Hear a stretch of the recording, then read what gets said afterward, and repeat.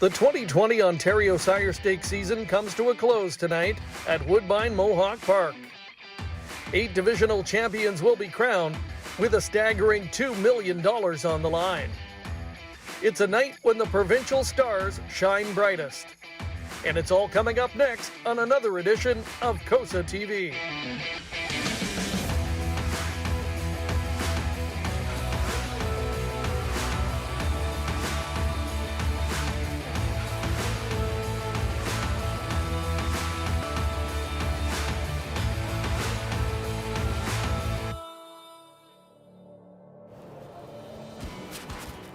Coming to you once again from beautiful Woodbine Mohawk Park in Campbellville, Ontario. It is the night to crown the Ontario Sire Stakes champions, super final night. And what a super night it is weather-wise. We are under clear skies right now. Temperature remaining over that 11-degree mark here this evening. Little to no wind, and we will be playing on a fast track once again this evening as we welcome you back to the big time here in Campbellville, Ontario. Hi again, everybody. Greg Blanchard, Mark McKelvey. We will be at the desk with you this evening. We'll catch up with our colleague Greg Gangle coming up in a few moments. What a night it is. A lot of fun. 8 more championship finals. We're going to be busy with all 8 of those, plus some bonus coverage. We've got an overnight race for you as well. A big story, Mark.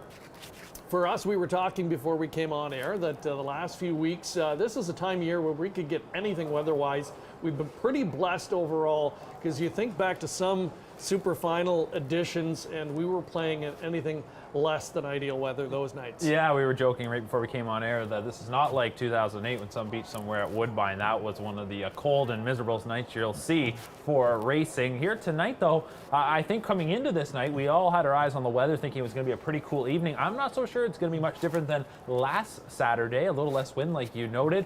Pretty comfortable, I'd say, here for a mid-October Saturday night. And that's what you want. You want probably the most fair conditions possible as we wrap up the OSS SUPERFINALS. Absolutely. There really is a lot on the line here this evening. $2 million in purses, 8 championship categories to be crowned here this evening as well. So many trainers, many stables are going to be very busy tonight, and some of them in line for what could be a huge night here at Woodbine Mohawk Park. So that is the theme of our poll question this evening, and we want to know from you which of the 3 stables that we've picked out for you think is going to have the biggest night at the office here this evening. Gave you 3 to choose from, but you can also go away from somebody other than one of these 3. We've picked Ben Baerjean, Chantel Mitchell, and Dr. Ian Moore. They've all got a strong lineup tonight, but several other trainers with multiple starters and come in loaded for bear here this evening, if you will, in the super finals. So let us know. As always, we want to hear from you wherever you are tuning in tonight across our various platforms. Have your say and let us know who is going to be that conditioner or that trainer or that stable that's going to really have a breakout night here tonight. I'll put you on the spot a little bit, Mark. Is there one of those 3 or someone else that you really have your eye on? Well, I definitely be looking at those 3. They stand out for sure. If you can go with somebody else and you got a hunch, let us know, because we want to be picking as many winners as anybody. But I think overall for Dr. Ian Moore, it's been a very strong season. And of course, Tattoo Arts has been the stable star, and he's got that mixed in with a couple nice looking rookies. But Ben Baerjean's barn, Greg, has been probably the top barn since we restarted racing in June. They've been hot in June, they've been hot in October, and the last few weeks, if they've been any indication, this could be a pretty big night, and I think he's got a couple that could play spoiler. Yeah, and so much balance in that stable. We think Trotters primarily when we think of Ben, but he's got several nice pacers as well, horses for all different classes, lots of good young stakes talent. So really, you know, if you were going to equate it, might be that hockey team, you know, that's built for the postseason. Ben Baerjean stable is certainly built for that. Time to bring in the other member of our broadcast team this evening. Gentleman that's been very busy today. He's been up and down the highway. Greg Gangle, you were over at Winback Farms today. Maybe we'll get your thoughts first of all on that, as it's yearling sale season and a bit of a different format this year. Yeah, absolutely, Greg. First of all, it's great to be here. Busy day for breeders, trainers, owners, and caretakers here at Woodbine Mohawk Park. As mentioned earlier today, the win-back sale held in Brampton, Ontario. Very successful from what I hear. Yesterday was the hoof bid sale, and also today starts the ongate.com London virtual yearling sale. So lots of excitement, lots of action going on. It's sale time, but it's also Sire Stakes time as well. As you mentioned, 8 $250,000 finals here tonight, races 1 to 9. We're going to take a break in race 5, have that overnight race, and $2 million is up for grabs. And the other key important point for tonight, a lot of horses tonight with the victory should probably secure themselves for an O'Brien Award winner. So all that prep goes into tonight. Will it be a Pemberton? Will it be Scarlet Hanover? Will it be Tattoo Artist? Will it be Marcho Martini? It remains to be seen, but all the action is here at Woodbine Mohawk Park. And Greg, we're just minutes away here to kickstart the action. Really looking forward to tonight's program. All right, thanks a lot, Greg, and we look forward to hearing from you throughout the night. He'll be catching up to various connections here this evening in the lead up to these finals. So it's time for us to take our first commercial break. When we come back, time to get the show on the road. It is OSS Super Final night from Woodbine Mohawk Park.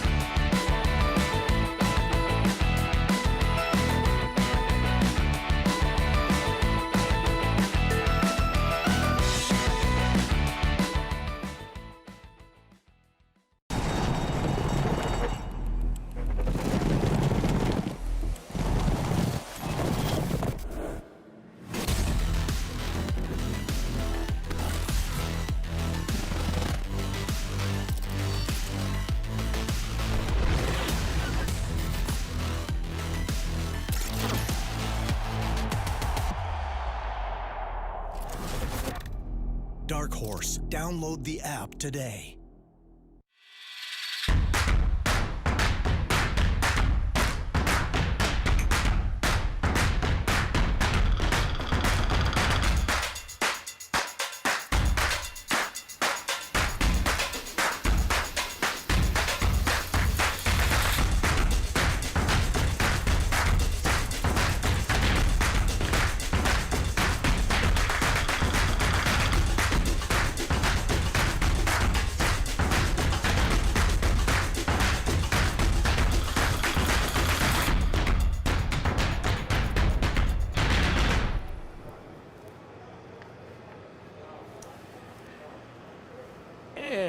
Welcome back.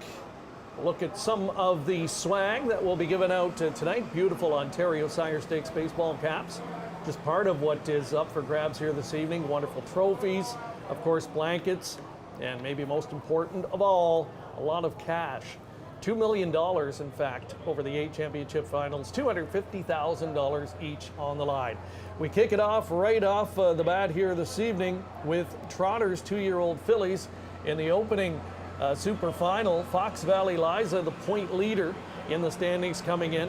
Similar to what we saw last week, though, Mark, by the time they get to this point in the season, the point leader doesn't always equate to favorite when they line up behind the gate. No, exactly. You're looking for who is probably the hottest horse, who is coming in with momentum. That, of course, is key, and you want to be peaking at the right time. In the OSS season, it's several months long, so horses that come out of the gate flying and rack up those points early, yes, they secure themselves a berth in this evening's finals, but they may not be at the top of their game. Fox Valley Liza, I think, is one that should not be slept on. She certainly has a lot of ability, and right now you're getting 17-1. That's much higher than I would have expected, but there's a horse that really stands out to me, and that is I'm Extra Special from Paul Walker's barn, and he could have a real big night here tonight. Of course, his stable star Pemberton will be looking to take the 3-year-old Colt Trot final, so hey, it'd be pretty good for that barn to start things off with a victory. How about those ball caps? They look great. Yeah, and we'll see people donning those here this evening in the winner's circle of course. Yeah, it's fun when you start to look at particular families that have done well. And again, this is a big focus of the Ontario breeding program.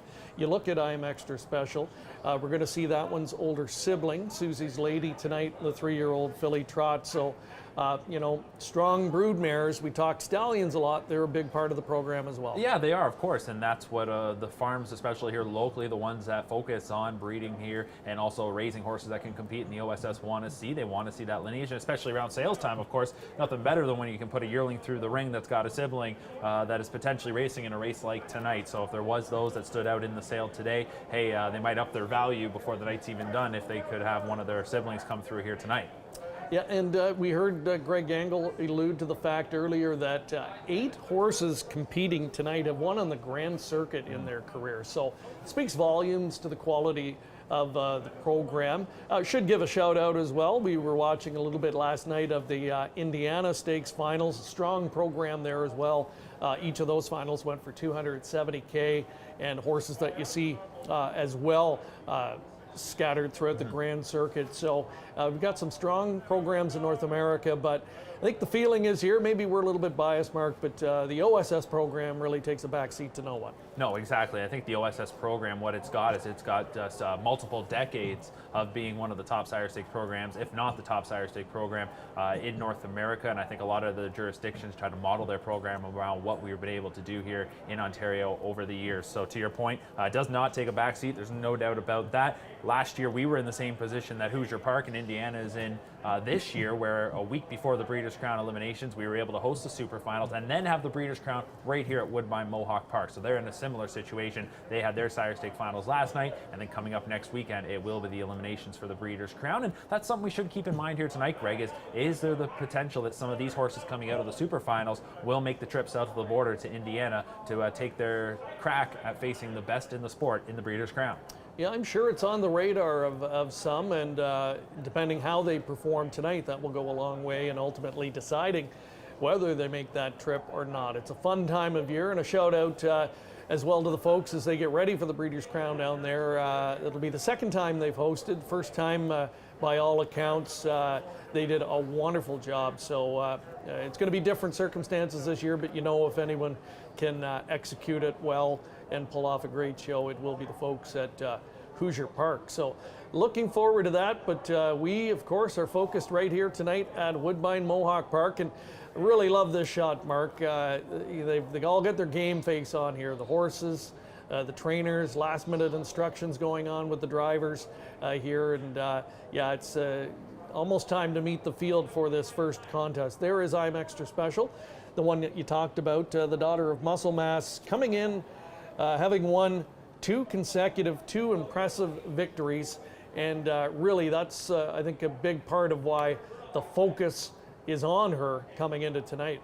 Absolutely. Again, it's all about momentum, peaking at the right time. The one thing about this 2-year-old filly, the daughter of Muscle Mass, this will be her 10th start of the season, and I thought in her first few starts she really flashed a lot of ability, and that's why she was one to keep an eye on. She took a crack at the Grand Circuit going into Champlain, where she picked up a check, but then she really came through nicely in the peaceful way, finishing second in the elimination before ultimately crossing the wire 4th in that rich final. So for I'm Extra Special to come out of the peaceful way, to know that you have a horse that can compete on the Grand Circuit, they had to be feeling very good. They have to be feeling extra good, if you can play on the name, now that she's come in, having won her last 2 golds, and will be looking for a 6th win this season. $223,000 already banked, so you imagine throwing another 125 onto that. Just what a fantastic season, and one that, you know, I'm Extra Special, and Greg Gangle talked about it. There's a lot on the line tonight. The O'Brien Awards, there's an opportunity to get your name to contention there. I think Donna Soprano more than likely has that O'Brien Award wrapped up in this division, but you never know. If I'm Extra Special can get the job done here tonight, that is a very impressive resume for a rookie campaign. Absolutely. So they are winding their way through our paddock location and making their way to the track for the post parade of the first of 8 the Grassroots Championship, or actually Superfinals tonight. Grassroots were a week ago. So we've been busy. It's hard to keep it all straight. There's Joanne Colville, our parade marshal, as always, this evening with that Ontario Sire Stakes flag. There's Decentra, and talking about big years, determination, and trainer Luke Blay and Bob McClure have had another solid campaign. Dicentra has been a big part of that. $150,000 banked for this daughter of Muscle Mass. The 2 is Meadowview Lily, daughter of Archangel, races for trainer Mark Etzel. Meadowview Farms, the owner breeder. Scott Young gets the call here tonight, be his 2nd consecutive steer behind this rookie. Top Canadian trotting trainer John Mack sends out number 3, Classy Carol. Paul McDonnell, the Hall of Famer, in the driver's seat. She's 1 for 6 coming in. Up and ready is the 4. John Bax trains for a prominent ownership group of Libfeld, Katz, and Gold Band. 1 for 8, but she does have 5 top 3 finishes. The aforementioned I'm Extra Special, another daughter of Muscle Mass. Trevor Henry on board for conditioner Paul Walker. Chantel Mitchell's one of the trainers we're focusing on here tonight. Hoping to have a big evening. Here she sends out Dashing Muscle, daughter of Muscle Mass. James McDonald will drive 2 for 6 on the season. Dustin Jones trains. He also co-owns with Hebert Horses Incorporated. Number 7, You Will Be Queen, the driver Chris Christoforou. Midnight Miracle, the 8, another one from the Mark Etzel barn as he sends out a pair here. He cones this daughter of Muscle Mass, Louis-Philippe Roy, to do the driving. Pixie's Lady has drawn the outside of the gate. Double J, Jody Jameson driving. The Susie Currid trainee, owned by M&L of Delaware Incorporated. Fox Valley Liza will wrap up our post parade here. She'll start from the 2nd tier, a daughter of Muscle Mass, bred by a name that is very well known in the Midwest, Fox Valley Standardbreds. Ben Bayard-Jean trained, Sylvain Filion drives 3 for 10, and she was the points leader, as we mentioned. Comes in off a gold win in her last start, where she stopped the clock in 1:56.1. That was a career best effort. So that is your field of 10. There's a look at the current odds. It's a good betting board to start off the night. 9 to 5, certainly not a prohibitive favorite. I'm Extra Special. I think she deserves that status in her current form. Dicentra has been rock solid in the division. But let's look elsewhere, Mark. Let's look for a possible price in this opener. Where would you lean? I'd be looking at the 4, Up and Ready. She is a daughter of Cadabra that on the season, as I mentioned, got 1 win in 8 starts. That victory came all the way back at the end of July, so very early in the campaign. The thing is, she hasn't really faded away. She's constantly been in the mix, picking up checks. She's been posting plenty of top 3 finishes, including a 3rd last time out. But I really liked that she trotted a good final quarter of 27-4. Doug McNair has driven her all season long. He knows what she's capable of. And John Bax, he's a name that always is in the OSS program, always sending out starters, whether it's grassroots or gold. And I could just see for that barn, this could be one that could surprise. They've pulled off some surprises in the past in stakes events here at Mohawk Park. And, the 2-year-old trotting fillies, one of the most unpredictable categories. Of course, the youngsters, you're not just quite sure what they're going to do. This time of the year, you should feel pretty confident that we know what they are, but things can happen when money is on the line. Any explanation as to why Fox Valley Liza is 16 to 1? She's the point leader in the division. She did win in a gold event here last time out on October 6th. Now, just hung on by a nose, 56-1, not the fastest mile we've seen this season, but hey, a win is a win. She's done that 3 times this year, 155,000. I mean, what's really not to like? It's almost as though people still think she's maybe leaving on the outside of the gate from post 10. What do you think? I don't think so. I think a lot of the handicappers here by this point, it's been almost a year now that the 10 has started in the 2nd tier. I do wonder, though, when they look at her last few starts, or at least her most recent start and some of her other performances, she likes to be up near the front. Dicentra should get away well, I would think. I also think Meadowview Lily will try and get a good position. And if there's one driver that knows how to do some stick handling from the 2nd tier, it is still Van Filion. He sits number 2 in our driver standings, and I think has a real good chance to take the driving title this year at Woodbine Mohawk Park. So if that's 17 to 1, it's going to hold up here. I'd definitely be throwing a few bucks on her. Absolutely. And hey, you've got a pick 5 consideration here as well. The very popular multi-leg wager, likely to be 125,000 plus in that pool again here tonight. And I think you'd want to go at least 3-4 deep perhaps here in the opener to try and get started, or do you put all your faith in single, the favorite right now at 6 to 5. We'll bring in our colleague Greg Gangle for his thoughts. Greg, you're out there more track side. How are they looking on the track at this point? Yeah, you know what, guys, great question. Obviously, all eyes are going to be on I'm Extra Special. I just watched her scoring down the ultimate professional. Just the gait on her, the professionalism, it really stands out here on the track. But one question I do have is that being Fox Valley Liza. I know she starts from post 10, guys, but last time I looked, she was about 13-1. To me, at this point, it makes no sense. Beautiful body language from her on the track as well. Really hard to separate her and I'm Extra Special in terms of their body language. They're both up in the rig and they both present themselves very nicely on the racetrack. And to go even one step further, Dashing Muscle with James McDonald. If there's one horse that I really think that could pick off I'm Extra Special, it's Dashing Muscle. She looked terrific scoring down. Would not be surprised to see her up front. And again, just came up a neck short to I'm Extra Special in her most recent. But for some of our value players, post 10, that being Fox Valley Liza, to me is a bit of a stunner at that high price. Well, we would certainly concur with that, and I agree with Greg. Dashing Muscle was going to be one that I was going to touch on, and that's the thing at this time of year, Mark. You're always trying to identify those horses that seem to be improving, that are getting sharp later in the season, and I think this Daughter of Muscle Mass fits the bill. Chantel Mitchell, one of the young up-and-coming trainers in Ontario the last couple of seasons that's really broken through at the top level. And I wouldn't be shocked in the least to see her standing in the winner's circle after this one. No, that's you only look at what she's done to this point. Last time out, just missed. Had a real good performance in that gold. What I think you can take into consideration is that gold was basically last week. So for these rookies, what you saw is probably what you're going to get here tonight. Another one to keep in mind too is the 7. You Will Be Queen from Dustin Jones' barn. Last start out, finished 4th. That was the first time that she did not place in the top 3 all season long. She was 3rd in the Peaceful Away final. She has just been such a model of consistency, and you're getting 6-1. So while I'm Extra Special might be the horse of right now, you know, we're going off of those last 2 starts where she's just looked so good. There's a lot of talented fillies in here. One thing that I can take from this is that we should have a pretty competitive group coming back next year at 3. You never know who else could join the mix as well. But getting to your point about the pick 5, Greg, $100,000 guaranteed pool as always on that early pick 5. And if you go through the sequence, we've got 4 OSS races, and then the 5th leg is that overnight contest that kind of gives us a little bit of a intermission between the SUPERFINALS. There isn't a lot of opportunities to really go too skinny or to go too light in any of these legs. And maybe the only one that you could might be I'm Extra Special if you feel really good about her.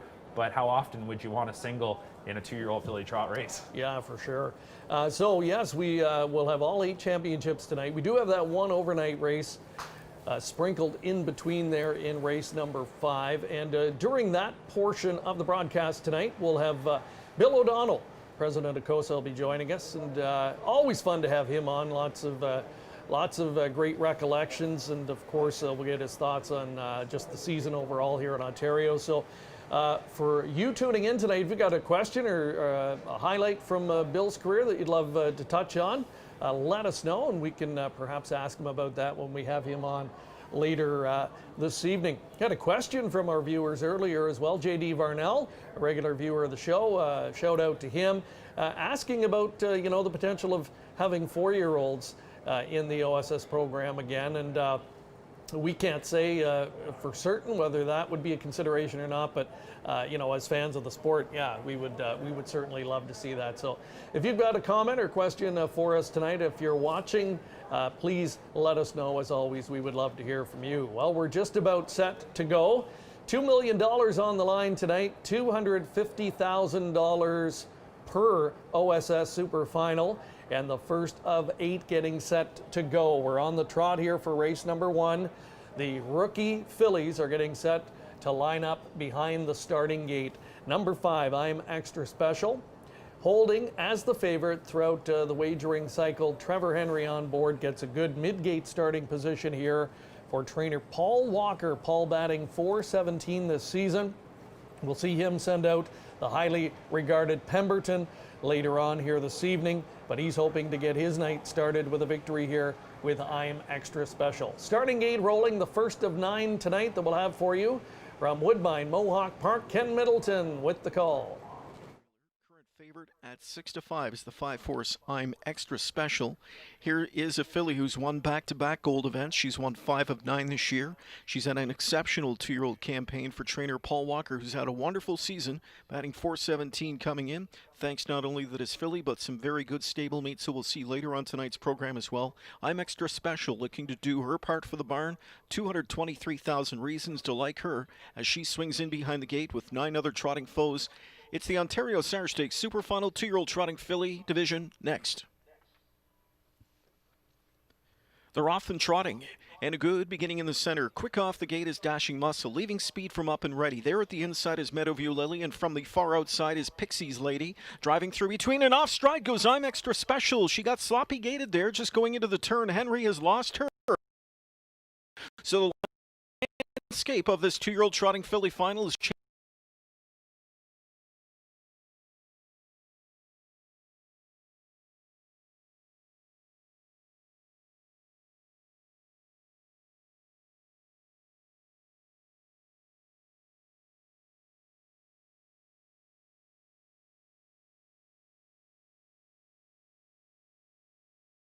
quarter. At the inside from in 5th is Dicentra. 6th one back is Fox Valley Liza.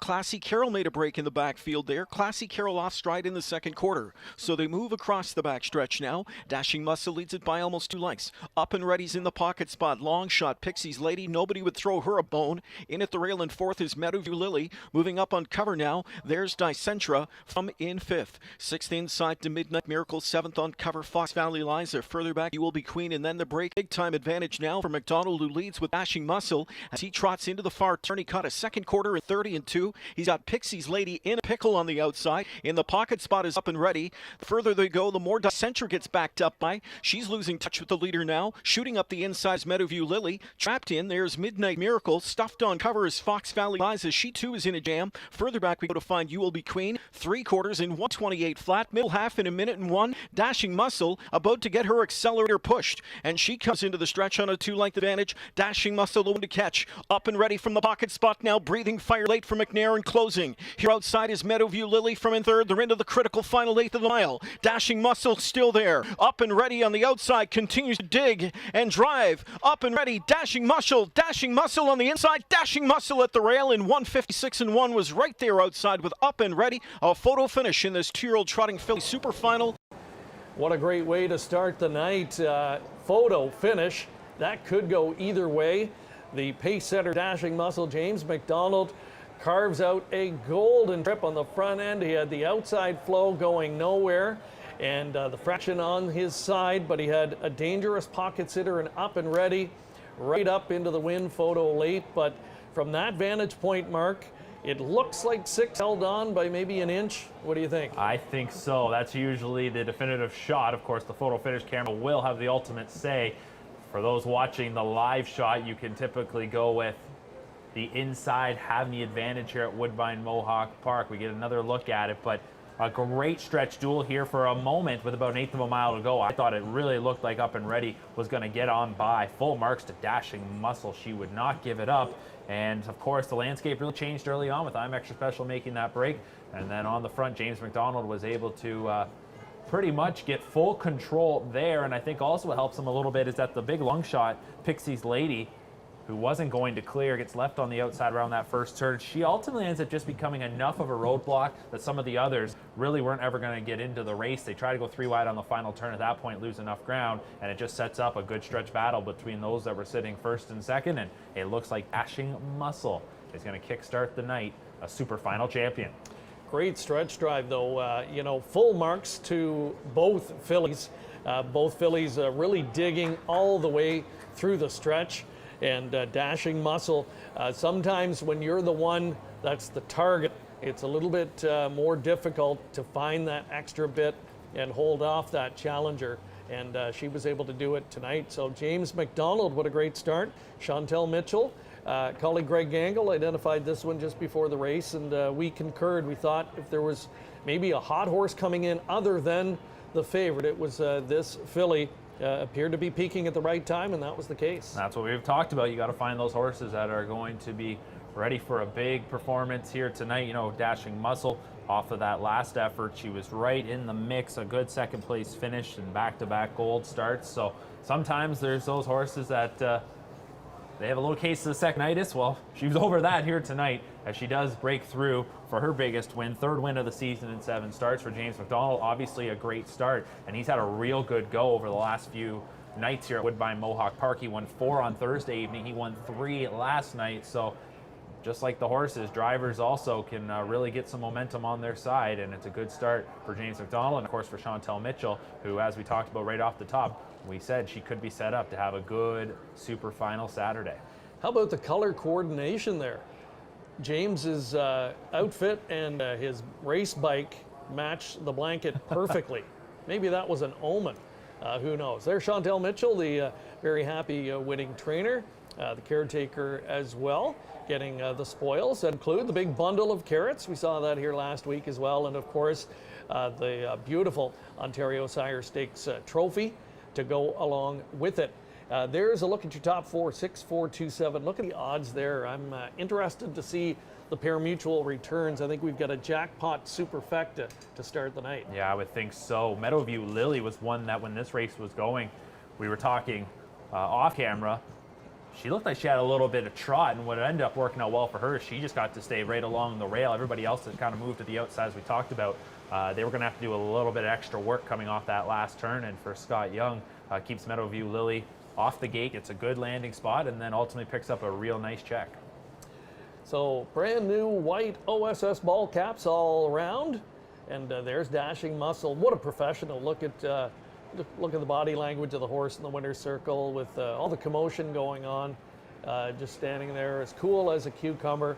And you know, at this level, when it comes from 2-year-old filly trotters, that kind of body language goes a long way, because obviously has the type of temperament and demeanor that give her a bit of an edge at this point in their career. Yeah, absolutely, and I think the name definitely fits her. She is dashing, there's no doubt about that, and got that sparkly brow band, and she does the work here in this one. And I think it'll be interesting to hear the post-race comments if we get an opportunity to hear from James McDonald, just to know how she felt coming off that last turn, because you know that he had to be hearing Doug McNair with Up and Ready right on his back, and he knew that one was going to be set up to take a real good shot at her. And I think he showed a lot of confidence here in Dashing Muscle, because he didn't really show much panic coming down the stretch. He called on her when he had to, and she responded. So, as the season has worn on, different fillies have taken their turn at the top of the division, and the waters get muddied a little bit more here this evening as Dashing Muscle wins the big one, the OSS Super Final. And as you look ahead to next year, which we like to do at this time of year, in this particular division, it is going to be a lot of fun to watch. Yeah, I would think so, and that's the beauty of it. We had a lot of different fillies pick up gold wins this season. Of course, the one that was getting all the hype coming into the final, yeah, she made a miscue. I don't think that should ultimately be too much of a damper on what was a real good season for. Not sure we'll see anything more from some of these fillies, but overall, we got a good group that could come back next year, as we got the prices up here now for the first. Yeah, massive returns there. And we've got the winning connection standing by. Monique Vague, I believe, is trackside to catch up with James McDonald.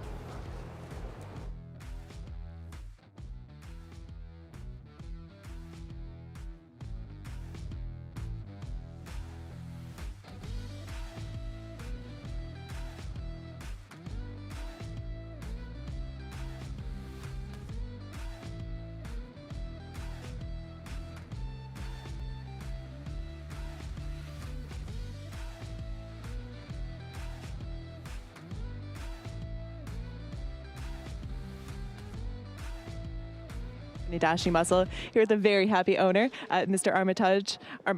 I still asked you and still screwed it up. But how impressed were you with her performance? She looked ultra impressive when getting to the front end. Geez, I can't put it in words. It's too hard. It was just amazing. I broke her and trained her down this spring and called Chantel, and I said, "You got room for her?" And she said, "Sure, send her up." And she deserves all the credit, and James, of course. And it's an absolute dream come true. A fantastic team behind you, and of course that certainly helps. And Chantel did a fantastic job with this one, getting the super final victory. Oh, absolutely. They're just first class all the way, and they did everything right. And we just It's a real good communication, and I couldn't ask for better, you know. It's just perfect. When you deal with good people, this is what can happen too, you know. It's awesome. Well, thank you so much for your time. I'll let you enjoy this one. Thank you very much. Bringing in James McDonald. Another nice story here. I'm hearing that this is your first OSS Gold Superfinal victory. How does that feel? Yeah, I wasn't publicizing that, but this has been just a wretched night for me over the last few years, so it's good to get the monkey off my back and get the one to the winner's circle. She's been really good when showing a lot of that early speed, and I got to ask, how important was that key second breather, 30 and 2? Yeah, I know.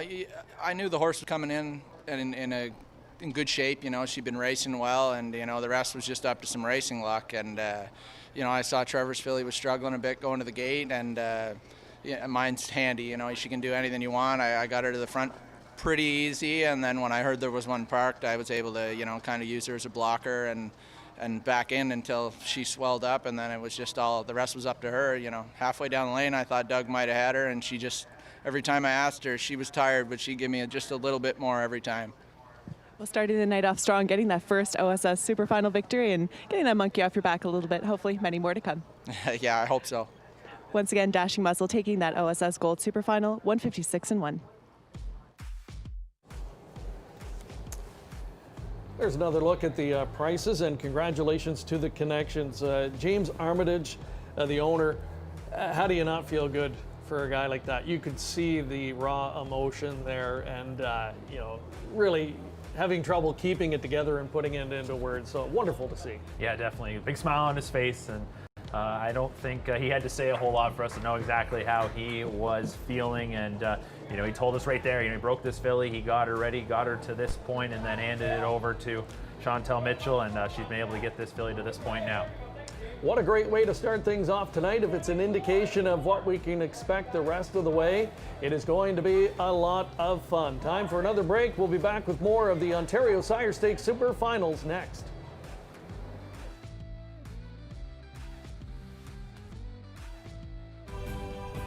COSA, the Central Ontario Standardbred Association, proudly serving Ontario horse people with integrity and accountability. Collaborative, supportive, helping to ensure a vibrant harness racing industry. Lifetime membership is free and there are many benefits. Become a new member today. COSA, representing the interests of horse people racing at Ontario racetracks. To find out more, visit COSAonline.com. Enjoy the thrill of the race anywhere, anytime with HPIBet.com. Join for free and use your smartphone, tablet, or PC to watch and wager when you can't be at the track. Stream live racing from over 450 tracks. Bet with ease from anywhere. It's safe and secure. Get rewards, race alerts, tips, and more. For a limited time, get $100 when you become a member. Plus, 1 month free live race streaming, and your first bet is on us. Go to HPIBet.com to join for free today. A look at the Ontario Sire Stakes trophy. 8 of those will be given out this evening as Super Final night is underway. And the first of the night going to Dashing Muscle, James McDonald, trainer Chantel Mitchell, owner James Armitage. Congratulations. Race 2, we've got the 3-year-old filly Pacers on deck, another $250,000 contest. Allie Corn, it was a year ago where she was dominating in the 2-year-old division, and she took home the Super Final at $2.10 that night. Hasn't been the same domination though this season. No, it hasn't been, and you could tell right from the start of the season that these other fillies had really matured and they had caught up to her. But for Allie Corn, she's continued to battle all season long. And hey, we just talked about trying to find the horse that's coming into tonight, peaking at the right time. Maybe it is Allie Corn. She went a real big trip last time in the gold on September 29th for the victory. That had to be a big confidence boost. That was a hard-earned, a hard-fought victory grinding away. And for Chantel Mitchell to get the win in the first with Dashing Muscle, now to have her stable star Allie Corn coming back, I would say that definitely speaks volumes that Allie Corn will be on her game. But Greg, this has been a competitive group, maybe one of the most competitive divisions all season long. You can make a case for everybody in this race. Yeah, I mean, from a fan standpoint, from a handicapping standpoint, it's been more enjoyable this year to watch a division where others have a chance to win. Quick look at the leading OSS pacing stallions this season. And Allie Korn, she is a daughter of Better's Delight, one of a couple in the field, and not surprising, Mark, to see him atop the OSS standings once again, and by a significant margin. No, it isn't. I talked about it last week. Imagine if his number one son, Tall Dark Stranger, had ever competed in the OSS this season. He has been on pace to be the horse of the year south of the border. So Better's Delight once again just doing what he does, and that is turning out some real nice horses. Other pacing stallions, though, having excellent seasons. The veteran sports writer, I thought a resurgent campaign for him, as well as we've talked about extensively this season. So they are on the track, post-parading for tonight's second. The 3-year-old filly pacers, there's James McDonald. He's looking to come right back. And he's got All Day Sunshine, a long shot in here from the Dan Legacy stable. Sunshine Beach filly, 2 for 10 this year. Better's Delight filly, Betta Lady. She had a gold win on September 5th. Since then, though, she's had her struggles, looking to get back to top form. Races for Susie Kerwood. Chris Christoforou drives. Laura's Love, number 3. John Pentland, the trainer, co-owner, Bob McClure in the driver's seat. Here's the aforementioned Allie Korn, last year's O'Brien Award winner, looking to make it back-to-back scores and to give Chantel Mitchell a sweep of the early double. There's number 5, Karma Sealster, Sylvain Filion on board, this daughter of sports writer Greg McNair, the trainer. For Eileen and the legendary Keith Waples, Karen Halver shares in the ownership as well. We stick with the McNair barn here as Beach Sports. Doug McNair opting to go with this daughter of sports writer. There's 7, Sex Appeal from the Bob McIntosh stable. Bob co-owns with Al McIntosh Holdings. Trevor Henry is the driver. She's a 5-time winner and 9 on the board finishes in 10 trips posted this year. Rose Run Victoria. She's pulled off a few surprises this season. She'd love to do it again here tonight, but this time she's 5-1, so getting a little bit of support. The Rod Boyd trainee's got Jody Jameson between the wheels. Rose Run Vantage is number 9. She's a daughter of Big Jim. Scott Young, good 3rd place finish with a long shot in the opener. He'll try and engineer something similar here with the Anthony Beaton trainee. And another one from the McIntosh barn. So delightful. Robert Shepard picks up the drive here tonight. Winless in 10 starts this season. She's got 51,000 banked and has been a pretty good check collector. Hasn't been able to rust into the top 3 too often, though. Allie Korn, 2-1 lukewarm favorite again, in stark contrast to last year, where she was 5 cents on the dollar as the prohibitive favorite and winner in the 2-year-old division 1 year ago. Just next door to her, Laura's Love, and Laura's Love co-favored right now, sent out by trainer John Pentland, who co-owns this filly. She's visited the winner's circle 8 times in 16 this year. Earlier tonight, Greg caught up with John Pentland to find out more. Ontario Sire Stakes Gold Super Final. 3-year-old pacing fillies is up next. Laura's Love installed as the 5-2 morning line favorite. John Pentland, she's 8 for 16 this year. First of all, let's talk about that qualifier on October the 13th. A nice way to get home, a good mile. What were your thoughts on that effort? I thought she raced good in the qualifier, and that was a tough horse ahead of her to get around. And you know, I think you know, I think we were only looking to go a mile in around 57. So she did what we wanted her to do. Okay, what are your thoughts coming in tonight? A beautiful post 3. She likes to race off the helmet. Is that kind of see how the trip might set up tonight? Well, I'm sure Bob will try to find a helmet. That's what he does with her in that, and she's just not a real big lever. Post 3's perfect post for her, and you know, he can probably get the one, whoever it is in front of him that he wants to follow, and hopefully the trip works out tonight. What kind of week did she have? She had a good week. She scoped a little bit dirty after her last race. So allergies have been an issue with her really about the last month. It sure wasn't in the Simcoe. She raced big in the Simcoe and she was clean, but I think she's good tonight. Okay, good luck. Thank you.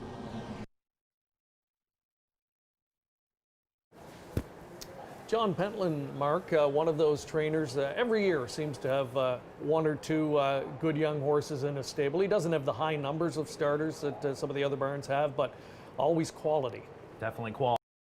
Has a lot of luck with the fillies as well. Laura's Love has been very strong this season.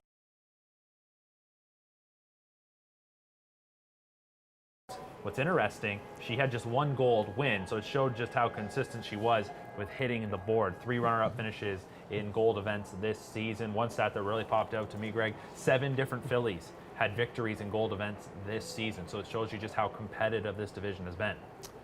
Well, our colleague Greg Angle, he was all over Dashing Muscle prior to the opener tonight, so we better bring him in for his thoughts. Greg, anyone catching your eye out there in this race? Yeah, you know what, Greg? I think that this is, the race was a little more wide open. I guess the body language of I'm Extra Special going behind the gate was a little uncharacteristic. She eventually made a break.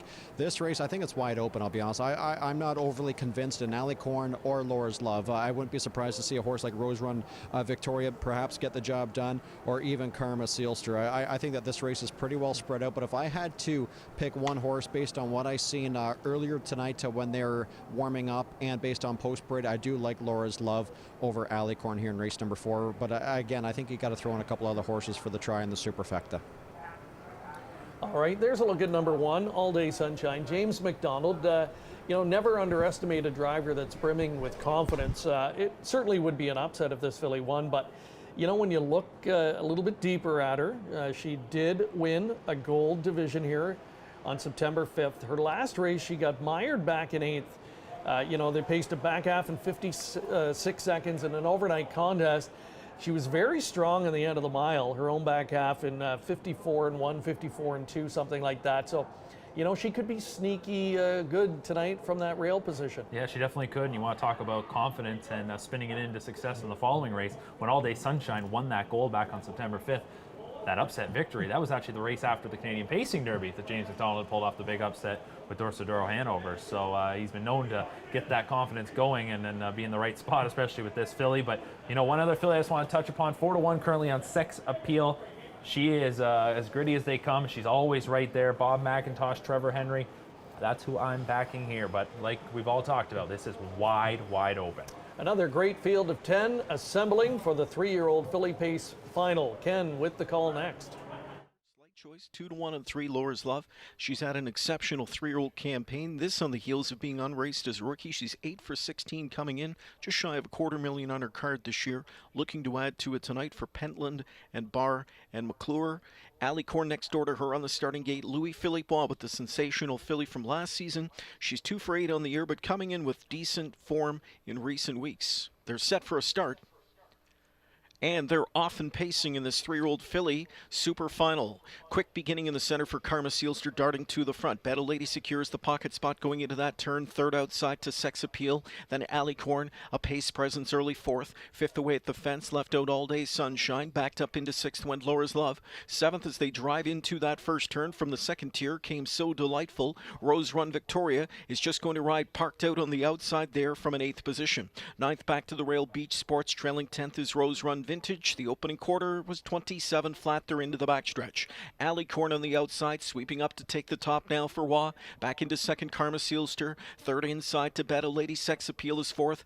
All Day Sunshine popping out first over from in 5th there. McDonald tried to wait and maybe hook Henry out of the 4-hole, but Henry sits in. So first up it is for All Day Sunshine. Further back on cover goes Laura's Love, 6 off the lead. 7th through at the rail there, tracks So Delightful. Out every step has been Rose Run Victoria, but she gets into a good-looking flow now. Beach Sports is 9th at the rail, and Rose Run Vantage trails 10th. Half and 55 flat, pace is solid going into the final turn. They've got 3/8 remaining. After that second quarter is stepped in 28. Alicorn leads it just a length now. Karma Sealster rides the pocket spot, first up 3rd here. A tall order for All Day Sunshine. Moving up on the cover, Laura's Love. She's perfectly placed if good enough from in 4th. 5th inside to Better Lady. 6th on cover is Rose Run Victoria, and they're fanning out for the drive. Alicorn the one to catch as she honks off 3/4 in 1:23-1. Breathing fire comes Karma Sealster. Laura's Love on the outside is pacing up a storm now for McClure, and kicked off her cover comes Rose Run Victoria. To the front is Laura's Love. Squeezing through is Karma Sealster. Far outside, Rose Run Victoria. Rose Run Victoria. The next pylon she sees will be the first. Out every step, Rose Run Victoria wins the super final in 1:51-1.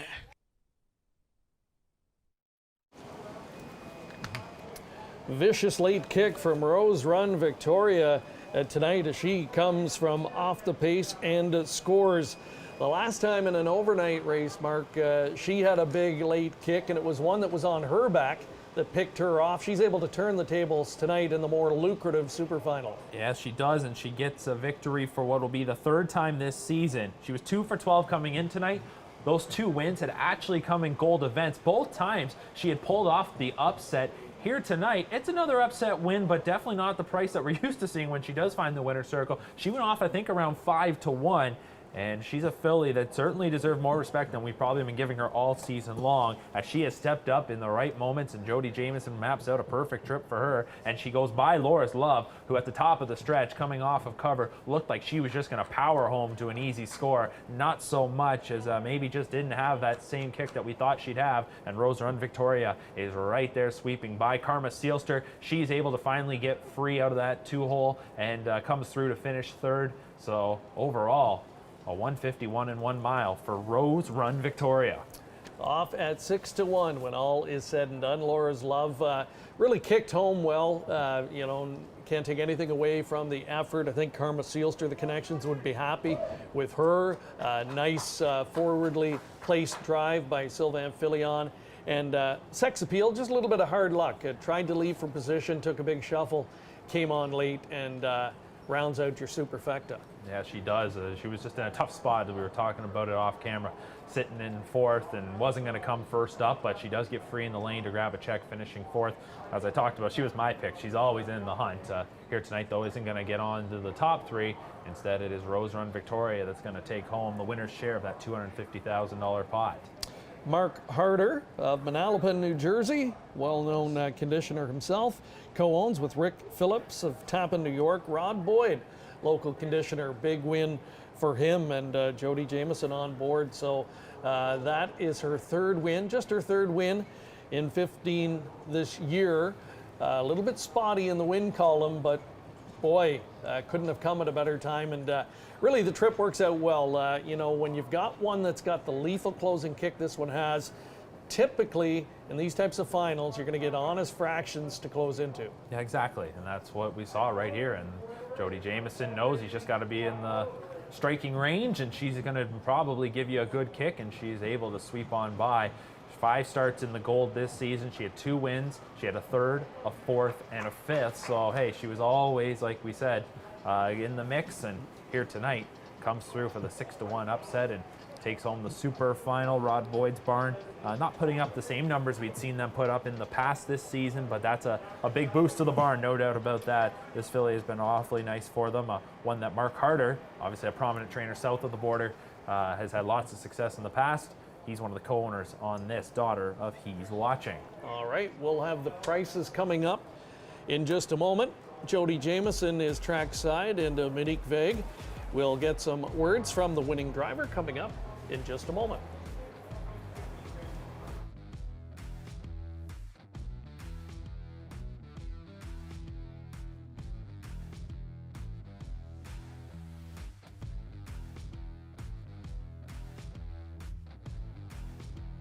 Here with winning driver Jody Jamieson, Rose Run Victoria, landing in the winner's circle for the OSS Gold Super Final. Got her first gold victory last time she tried her luck versus the Golds. A different type trip this time around. I know you're particularly hard on yourself on the trips. What do you make of this one? Still landing in the winner's circle, though. You know, first thing I want to say hi to Sierra. She's at home watching with Grampy and Poppy, so I want to say hi to her. Love you, babe.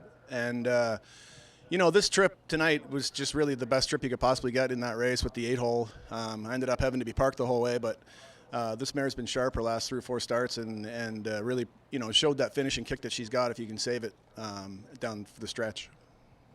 I was going to say, it looked really good in the back half of that mile.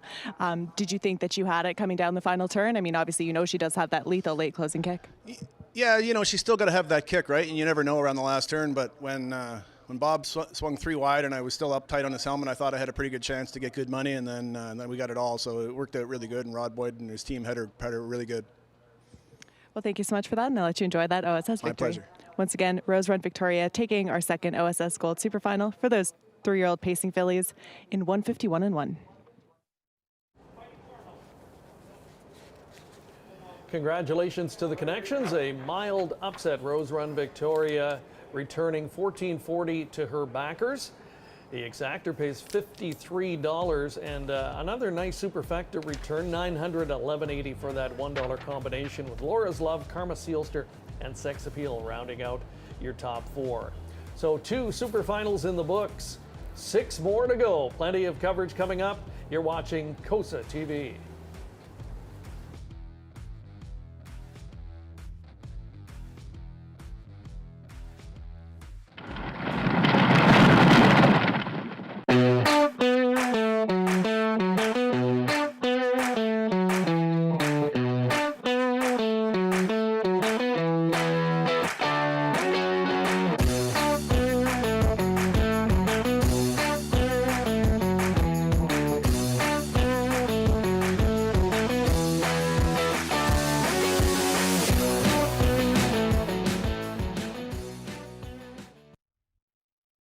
Harness Racing Update is the sport's most comprehensive and timely news source. HRU covers the sport from all angles with news, features, photography, opinion, and analysis of racing. Also, HRU covers breeding and sales, as well as industry stories you need to know.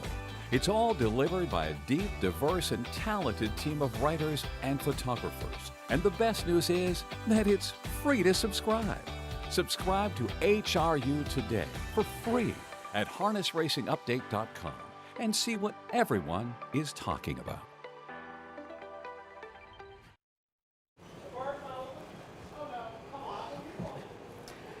Welcoming you back to Woodbine Mohawk Park. It is Ontario Sire Stakes Super Final night, $2 million on the line. And so far, not a great night for the favorites, Mark. They go 0 for 2, and we'll see if that changes here in race number 3, which by the looks of the betting board early on is going to be another fairly wide open affair. Definitely should be, as this has been a division that we've seen a lot of moving parts in throughout the campaign.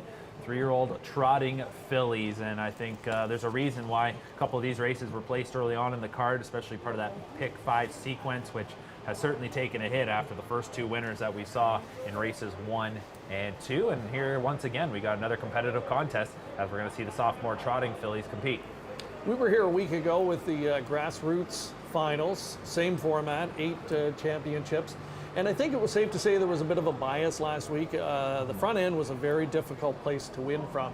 So far tonight, it doesn't look like that's going to be the case. We've seen a front end winner and one from off the pace. That's it. So not a whole lot to read into through 2 races if you're trying to pick up on something here as we head towards the 3rd. And we talked about it right off the top, very even conditions here tonight. Wind's not really a factor. It's cool, but it's pretty much on par with what you'd expect for a mid-October evening. All right, we're back on the trot here for race number 3. Time now to have a look at our top OSS stallions on the trotting side for 2020. Really a new kid in the block in Ontario, if you will, in the last couple of years, and his name is Muscle Mass. Muscle Mass. He's hard to miss because his name's been all over the place in the trotting ranks here in the OSS this season. And look at those earnings. It's just been a dominant season for Muscle Mass. He's been led by Macho Martini, who we will see later on here tonight. His top 3-year-old trotting filly is Trina. Trina won. That hasn't got a whole lot of attention this season, but she's got 2 gold wins, and she's coming in off a gold score a little over a week ago here at Woodbine Mohawk Park. For Muscle Mass, just across the board, it's been a very consistent season and has been an outstanding campaign, and that showed when you go to the yearling sales this weekend over the next couple days. Muscle Mass will certainly be in demand. And the veteran Cadabra, he'll be well represented in this upcoming contest. He has 3 of the starters, Muscle Mass with 4 of the 10. Royalty for Life, solid producer here in the program as well. Wheeling and Dealing, interesting. They took a different approach with him.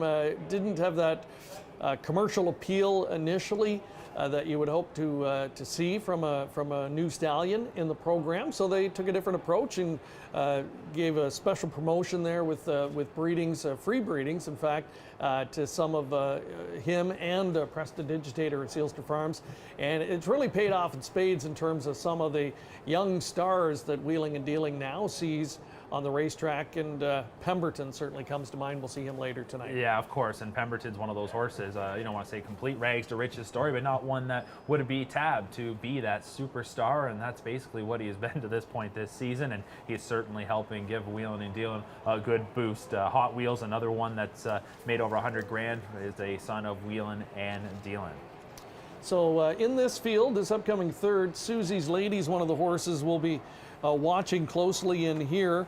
Her younger sibling, I'm Extra Special, was the favorite in the opening super final event tonight, but made a rare miscue at the start and took herself out of it.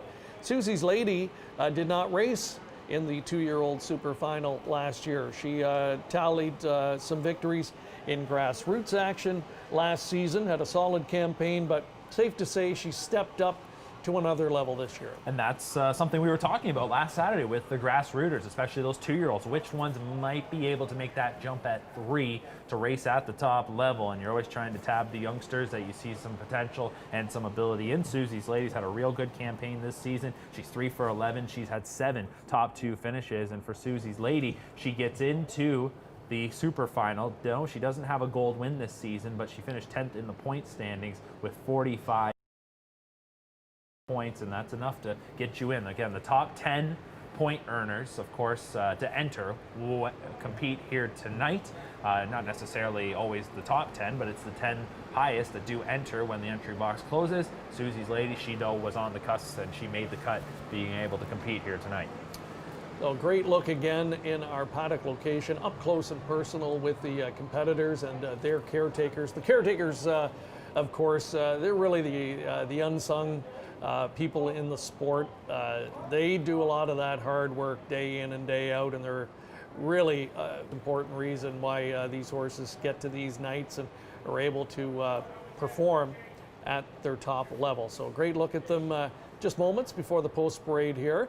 While we have a minute, let's take another look at our poll question tonight. We asked you off the top of the show, which trainer you think was in line for the biggest night?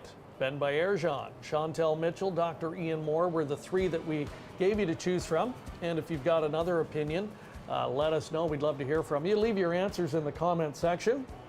And Chantel Mitchell, off to a good start, Mark. Yeah, she is. She gets that win. And then, of course, Ali Korn, it was an interesting trip for her here tonight. But, you know, the one thing we knew coming into tonight was that the Lampman Cup had been sealed by Bob McClure, being the top driver in the OSS this season. On the training side, though, the Johnson Cup, not yet completely determined. Sean Stacey comes into tonight 8 points up on Greg McNair, and that was coming into tonight. Of course, McNair would be really the only one that would have a chance to take over the top spot.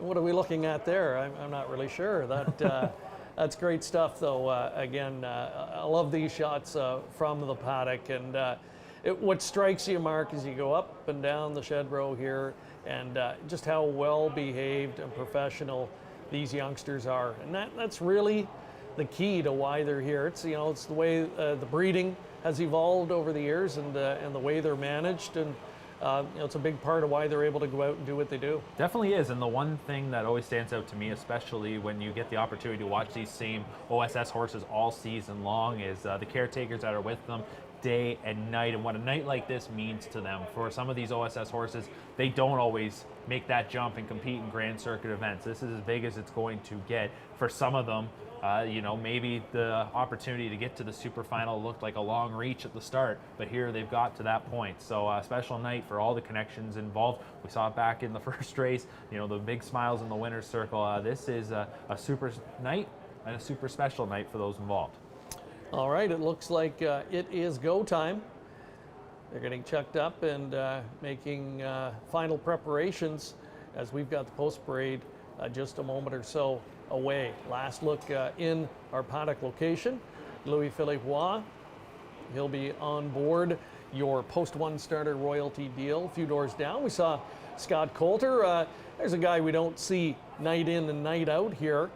He's been a top driver in the signature racetrack program in Ontario for a number of years. From time to time, we'll see Scott emerge here. Just a real professional and a guy that's quite capable in races like this. And that's the thing that stands out is you look through the roster of drivers on a night like tonight, his name might stand out because he's got maybe one or two, he's got a few to drive, but there's a reason he's in races like this, and that's the confidence that trainers have in him. Of course, that confidence grows when they maybe take horses to some of those other tracks that you talked about, but he is one of those names that might not be a nightly driver here at Woodbine Mohawk Park, that on grassroots finals or super finals, he's typically here.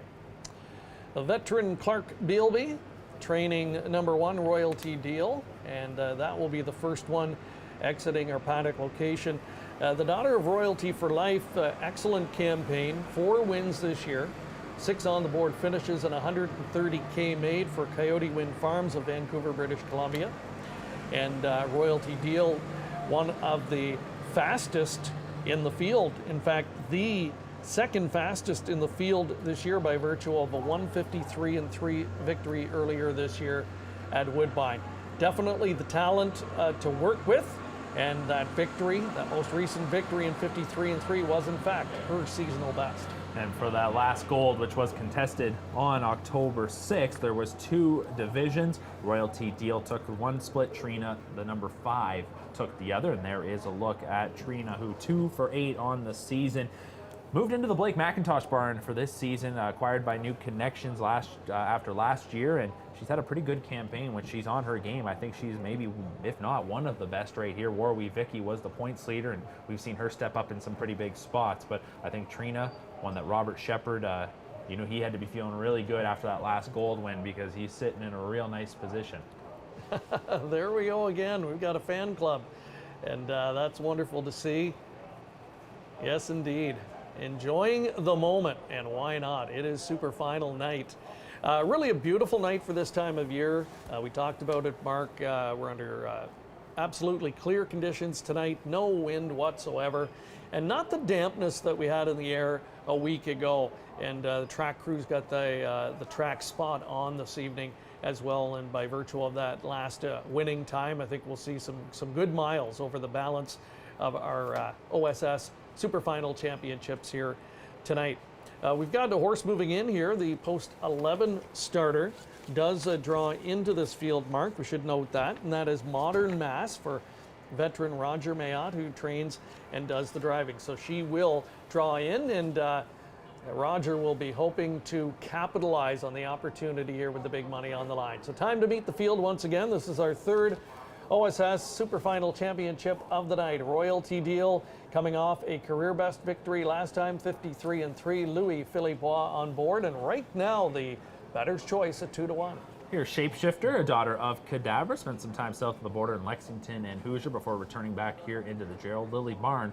Bill Houdon drives. Warwee Vicky is the post 3 starter, another Royalty for Life filly. Doug McNair on board. Brad Grant owns. Scott McEnany trains. Susie's Lady for co-owner trainer Susie Kerwitt, who shares ownership with M&L of Delaware. There's Scott Coulter driving. Rob Shepard will team up with trainer Blake McIntosh. On board number 5, Trina. She's a daughter of Muscle Mass, 2-time winner with $144,000 banked. Number 6 is out. The 7 is Massive Flirt. Jeff Gillis co-owns and trains this daughter of Muscle Mass. She had a very good campaign. She was 3rd in the point standings. Jody Jamieson looking to go back-to-back. Number 8, She Rocks Kemp. Trevor Henry on board. The Tony O'Sullivan trainee, the daughter of Cadabra, just 1 for 10 this year, but $78,000 earned. PL Not So Nice, she's got a ton of speed. She set the track record earlier this year at Rito Carlton, 152-4, but when she gets off her game, she really gets off her game. If she minds her manners, look out. Jonathan Drury drives. Magic Cape, the 10. This one only 1 for 9 this year, but 8 top 3 finishes. Very consistent for trainer driver Mike Vanderkamp. And the 11, Roger Mayotte, trains and drives Modern Mass. She draws in. She'll start from post position number 6. So it was Princess Party Pants, another Mayotte trainee that was scratched. And now it'll be the stablemate that will draw in instead. Modern Mass looking to go off the bench to the winner's circle. She's 14-1. 3-year-old filly Trotters getting set to square off. And right now we will take another quick commercial break. And when we come back, we'll find out who will be the filly trotting queen. COSA, the Central Ontario Standardbred Association, proudly serving Ontario horse people with integrity and accountability. Collaborative, supportive, helping to ensure a vibrant harness racing industry. Lifetime membership is free and there are many benefits. Become a new member today. COSA, representing the interests of horse people racing at Ontario racetracks. To find out more, visit COSAonline.com.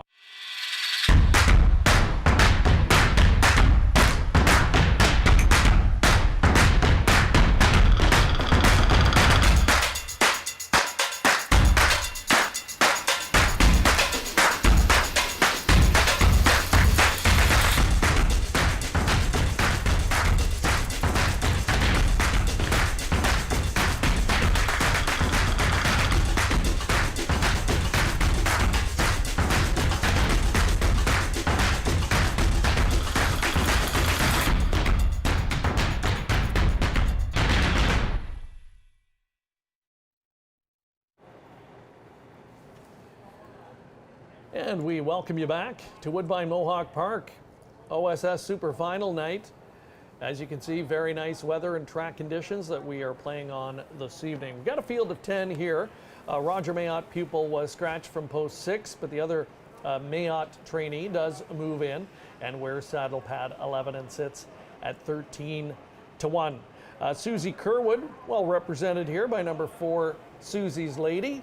And Mark, in fact, she is the defending champ in this division among trainers. Yeah, she'll look to double up, this time though with a different filly. Last year she won the 2-year-old filly Trot event a year ago with Jula She's Magic, and Jula She's Magic didn't come back at the same level. She had some ups and downs, and ultimately not here tonight, but instead Susie's Ladies really had a good campaign for Susie Kerwood. 3 for 11, 8 top 3 finishes, and just been the model of consistency. Over $100,000 banked. And you know, you just mentioned about Roger Mayotte drawing in right there, getting a look at Modern Mass. Princess Party Pants, who was the 6th, she'd made a couple miscues. She was forced to qualify before she'd be eligible to race. She qualified on Tuesday morning just before the entry box closed. When she qualified, she won in 1:59.3, and at the moment though, just the way she looked didn't exactly give me a big vote of confidence, and maybe that speaks to there is still something off with her. And got to be a nice feeling if you're Roger Mayotte to know, well, you had AE1, so you didn't have to be completely out of the event, and maybe Modern Mass can step in and step up for the barn and getting a little bit of support, not a typical also eligible, and that's the case sometimes with these races. Yeah, certainly, and you know what, again, for the fans and for the wagering public, you want the best horse in there, the best option, and if his other filly wasn't ready to compete at this level, then it's certainly best to do right by her and withdraw her from the field. Let's talk handicapping here. We've seen favorites go down in the first 2 contests tonight. 8-5 on Royalty Deal. First of all, surprised to see this one as favorite, and is she the horse to beat? Well, it was a real good performance, there's no doubt about that. 53.3 was her mile. That was almost 2 seconds faster than the other gold division back on October 6th.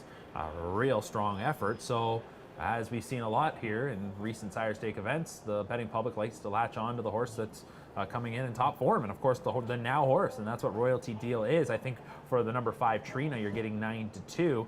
She stepped up in some good spots. Last time out, got a real good 2-hole trip and was able to slide up the rail. You know, it's a little different when you're sitting on someone's back and you're able to shoot up the inside compared to Royalty Deal, who did it on the front. I still think, though, that Trina's got the same ability, and she's 5-1, so you're going on a horse that's coming in with a lot of momentum and getting a pretty good price. And look at that board, Greg. 7-1, 7-1, 5-1, so it's pretty spread out aside from the favorite, and there is the favorite. Yeah, it's going to be interesting. Mike Vanderkamp has Magic Cape post 10, which is the trailing spot. You're leaving behind the one. If there's one note of caution with the one, it's that she from time to time makes breaks, and you can see there she's just a little bit hot going up to the gate, and Louis Philippe Bois trying to keep her as calm as he can. So Vanderkamp, it'll be interesting to see how he navigates leaving out behind that one from the trailing tier. Magic Cape, though, does nothing but hit the top 3. Going to be another good one. 3-year-old filly Trotters in the super final. Once again, here's Ken with the call. As she's put together back-to-back wins towards the end of her season. Her most recent winning effort coming in 153.3 after a quarter pole move to the front. It was lights out for the others as Royalty Deal went the distance from there. Trotting fillies lined up for this 3rd race super final. Here they come. They're off and trotting, leaving out in the center with good speed is Trina. Trina joined by Warrawee Vicky from the inside shape shifter. Down the center, Susie's Lady. Massive Flirt is on the march early. Coming away towards the rail is Royalty Deal in 6th there. She's in some early traffic and in very tight quarters too. Outside of her, as they march into that first turn, there Trot's Jury with PL Not So Nice. Vanderkamp and Mayotte got hooked up there as Magic Cape and Modern Mass locked up wheels early. She Rocks Kemp is at the rail trailing. 27-3 the first panel, and they're into the backstretch. Massive Flirt will shoot to the front for Jameson at a baker's 12-1. Back into second goes Trina. It's Warrawee Vicky situated 3rd, Shape Shifter 4th, Overland 5th now. Tough trip here for PL Not So Nice. Moving up on the cover outside goes Royalty Deal. Then it's back to Susie's Lady. Overland trip thus far for Magic Cape. In at the rail is She Rocks Kemp, and Modern Mass is trailing as the field sweeps to the midway point. off the quarter of 27-3. They're at the half in 57-1. That second panel 29-3 for Massive Flirt, who leads the way. She got that second quarter her own way. Outside pressure driving up is PL Not So Nice. Trina rides the pocket trip position from in third. Royalty Deal getting Golden cover to work with. She's fourth outside. She's 3 away from the leader. 3/8 of a mile left to go. Inside trip for Warwi Vicky. Racing Room a concern right now for her. On cover outside is Magic Cape. Cover for Modern Mass in the backfield. Locked up Shapeshifter. Ditto for Susie's Lady. Trying to wind up from way back as they spin home. She Rocks Kemp. 3/4 in 1:26. And it's Massive Flirt under the gun. Here on the outside, PL Not So Nice. Suddenly right up alongside. Outside off covers Royalty Deal. Warwi Vicky twisting, turning, trying to find racetrack. Far outside Vanderkamp had to fish out a bearing in Magic Cape. They're on deep stretch. Magic Cape on the outside is closing after Royalty Deal. Magic Cape splitting through Shapeshifter. Magic Cape wins the super final. It was Magic Cape in 1:55-2. All right, Kenny Middleton calls Magic Cape. I couldn't call it, Mark. Just the way they hit the wire, you could tell the one just wasn't really going to fire off the trip like we expected she would. Mike Vanderkamp had to correct his horse a couple of times coming to the wire. Oh, that is tight. That is tight. 3 of them right there. Kenny's got the experience, and I'm not sure. I'm really not sure. That was tight. I couldn't tell watching them come to the wire. I think if Vanderkamp doesn't have that little spot where he lugs in there, I think he definitely would have won. And yeah, we'll let the photo finish decide it. There's Phil Hudon in between looking for what would be a massive upset. It sure would and be. he might have gotten there. I'm not so sure. 99-1 is Shapeshifter right through the middle. I know if the race goes another quarter of a mile, Shapeshifter left them all behind, but whoa, that is tight. Yeah. And we've seen some great finishes in recent weeks in gold events. This one might take the cake. And in real time, I would have agreed that I thought the outside horse, just the momentum might have gotten there by an inch or two, but again, here's another great angle with the photo finish camera right on the wire. And boy, oh boy, that's tight. We're trying to see if we can get the result. I haven't seen yet, and I'm not getting an indication to see who's coming back. Not just yet.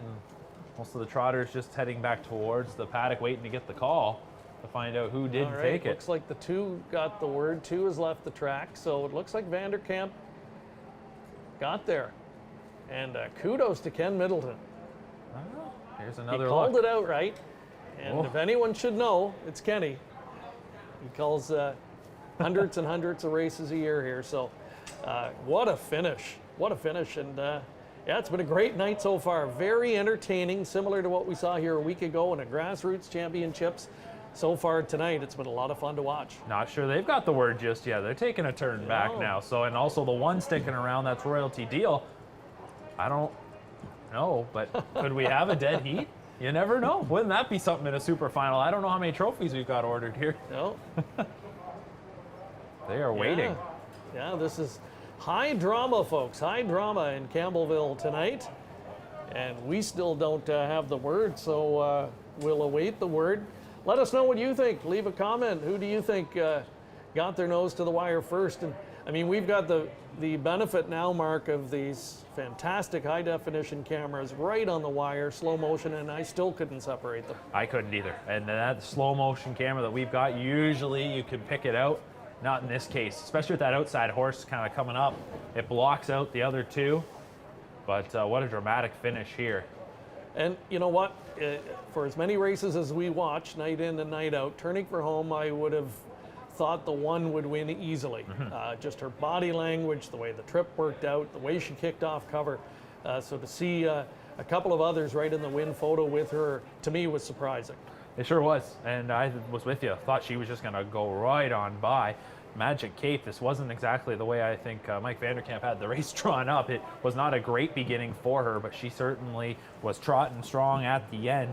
So many second and third place finishes in recent weeks to maybe finally get up and get the win. That would feel pretty good. Still nothing up on the board yet here at Woodbine Mohawk Park. Yeah, and that's a good point you make, Mark. It was not a smooth first quarter for this one. Trying to negotiate the second tier, all kinds of traffic trouble in the first turn. And it speaks to how professional this one is to handle all of that adversity and get towed up into it and then kick home like she did. So we're certainly not surprised to see Magic Cape in the photo and in a top 3 position. Did she finally break through and win when the big money was on the line? That is the question we still don't have the answer to. We get another look, and just from past experience here at Woodbine Mohawk Park, if it takes this long, there's a good chance we could see multiple winners here. It's surprising to me, Mark, if there's only one thing to mention at this point is that the 2's not out there circling with them. Yeah. As I watched the replay, the 2 looked like it was right into the win photo as well. Just continuing to show it on the board here at yeah. Woodbine Mohawk Park. And we got viewers all across North America and the world watching, including Barb Longfee watching from Cape Breton, and Kelly Hall in Michigan, and Bill McClintock, who is watching from South Australia. So, hey, across the world, high drama, like you said. And you're right, if it takes this long, it's probably a dead heat, because you're literally looking for a millimeter to try and separate them. And again, you've got Phil Hudon's horse just kind of hidden in between them. So, there's 2 ways to look at it if you're the connections of the 2. Ecstatic on one hand, you finished in the top 3 in the super final at 99-1. On the other hand, another couple of inches and there's no question the 2 would have gone by them all for the win. Yeah, exactly. This slow-mo shot, it's the best in harness racing typically to pick off or to be able to pick out who won. What's insane to me, you mentioned Shapeshifter is the one blocked in the center, and it almost looks like Shapeshifter might even just be ahead of the inside horse. So that's the one that went right back to the paddock. And I could see some of the drive. Phil Hudon, at least, he's already back in the driver's area, so I don't think he expects he'll be coming back out here. But the other 2, Vanderkamp and Watt, just standing by with their charges, waiting to hear. Well, we were going to go to a commercial, but there's no way we can leave right now with this win photo hanging in the balance. So we're going to hang in here. We'll just keep filling here until we get the word. And Louis going back. So, wow, they somehow were able to make the call. So we're going to see if we can get that win photo. We'll see if we can get that at some point tonight. It would be great to have a look at. And boy, that's what racing is all about, Mark. Just doesn't get any more fun than that. And great finish. And you got to feel good for Magic Cape, knocking at the door, kind of the consummate bridesmaid all season long. And tonight, finally gets the picture taken. That's what we were saying about a horse like Dashing Muscle. It was the same thing in the first, knocking at the door a lot. And that's the case with Magic Cape, who does come through to get the victory by the slimmest of margins. What's incredible is they still don't actually have it up on the board here in the infield at Woodbine Mohawk Park. I'm sure they were given the official word. And those connections, I'd love to know how long that 5 minutes felt, because I'd imagine that felt like an hour to them. Yeah, for sure. And there goes the winning baseball cap. And we have an inquiry now. We're just getting word there's an inquiry. So we're getting a little bit of everything here in this super final. So actually, on the board here, do we have a dead heat? They've got the 2 horse listed as the winner. 10 is second. It looks like we've got a dead heat between the 2 and the 10. So not even the 1 who stayed around. This is crazy. Absolutely crazy. So yeah, we're unfortunately we don't have audio to hear what's happening across the way. So we're totally reliant on what we see on the jumbo screen. So yes, it does look like now it's a dead heat. We think it's a dead heat. I think it's a dead heat between the 2 and the 10. We've got an inquiry as well. Magic Cape appeared to in the first turn hook wheels with the 11 Modern Mass, which could be the reason for the inquiry. So it is the inquiry on Magic Cape. So that's what it could be, is that first turn. Also in the lane, they were pretty tight. Very tight. All right. Well, listen, let's take that commercial break that we were talking about, and we'll try and sort this all out when we come back. High drama in Campbellville on Super Final night.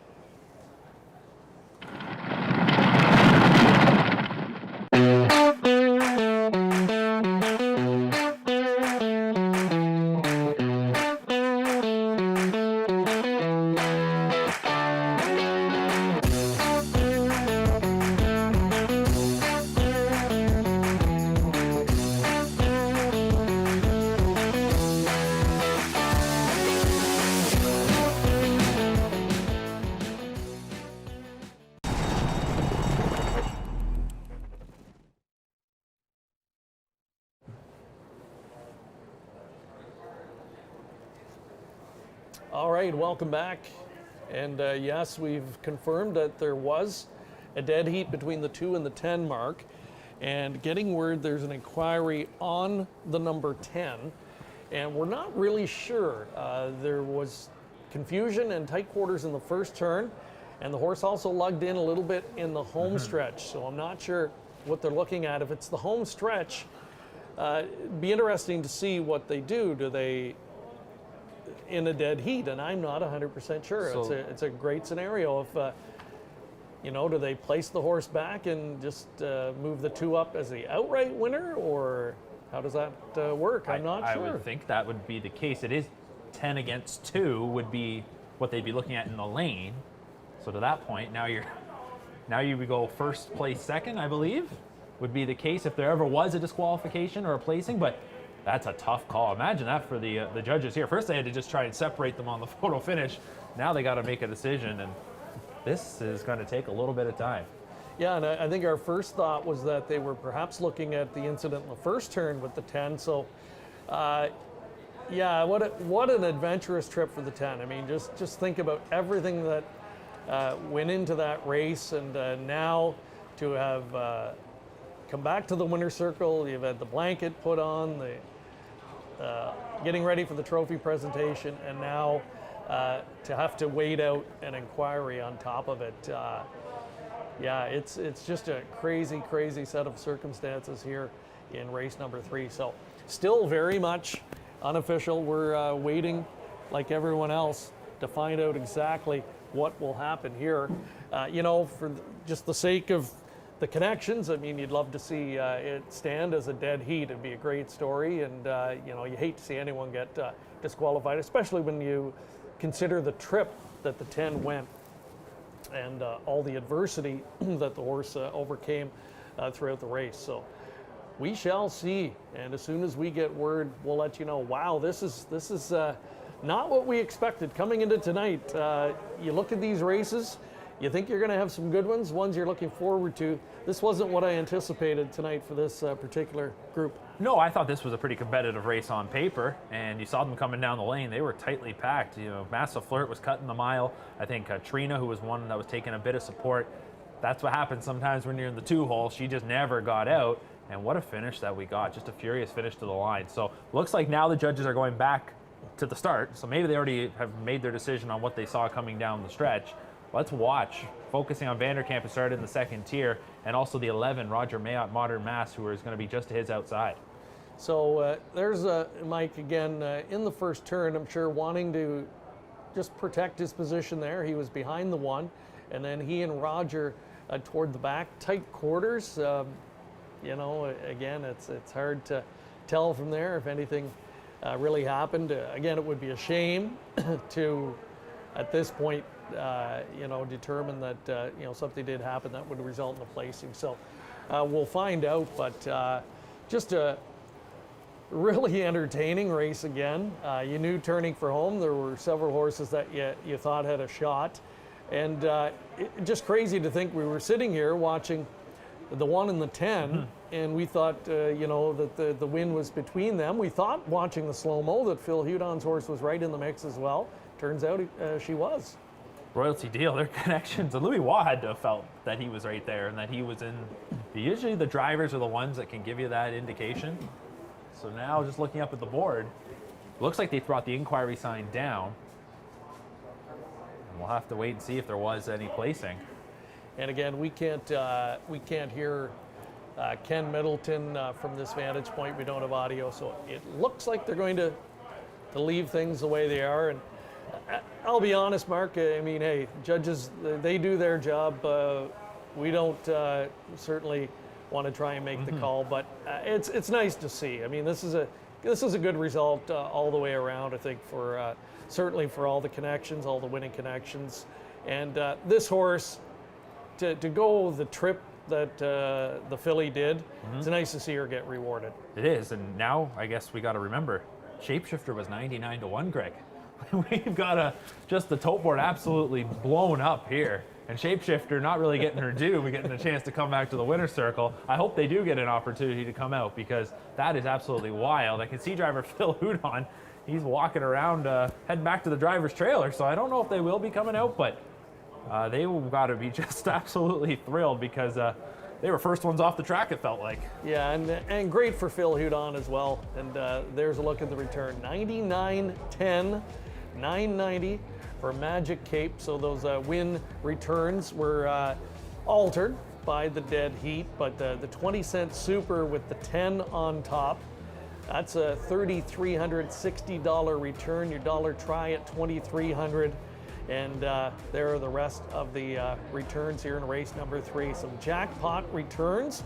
And congratulations if you were tuning in tonight and playing along and somehow came up with that combination. What a great finish.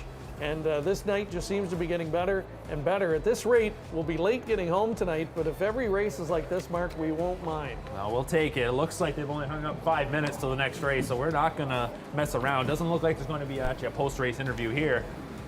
One race where you just love to get the comments, of course. We'll have to save that for another day. I'm sure this will be one of those races that we talk about for quite some time. All right, we'll see if maybe colleague Greg Gangle can catch up with some of those connections and get a little bit of their reflection on what was a highly entertaining, wild super final for 3-year-old filly trotters. There is a look at the win photo and the dead heat between the 2 and the 10 with the 1 about a millimeter back and finishing third. It was just that close. We've got the 4th race coming up next. It's the Gold Super Final, 2-year-old Colt and gelding pace when we come back.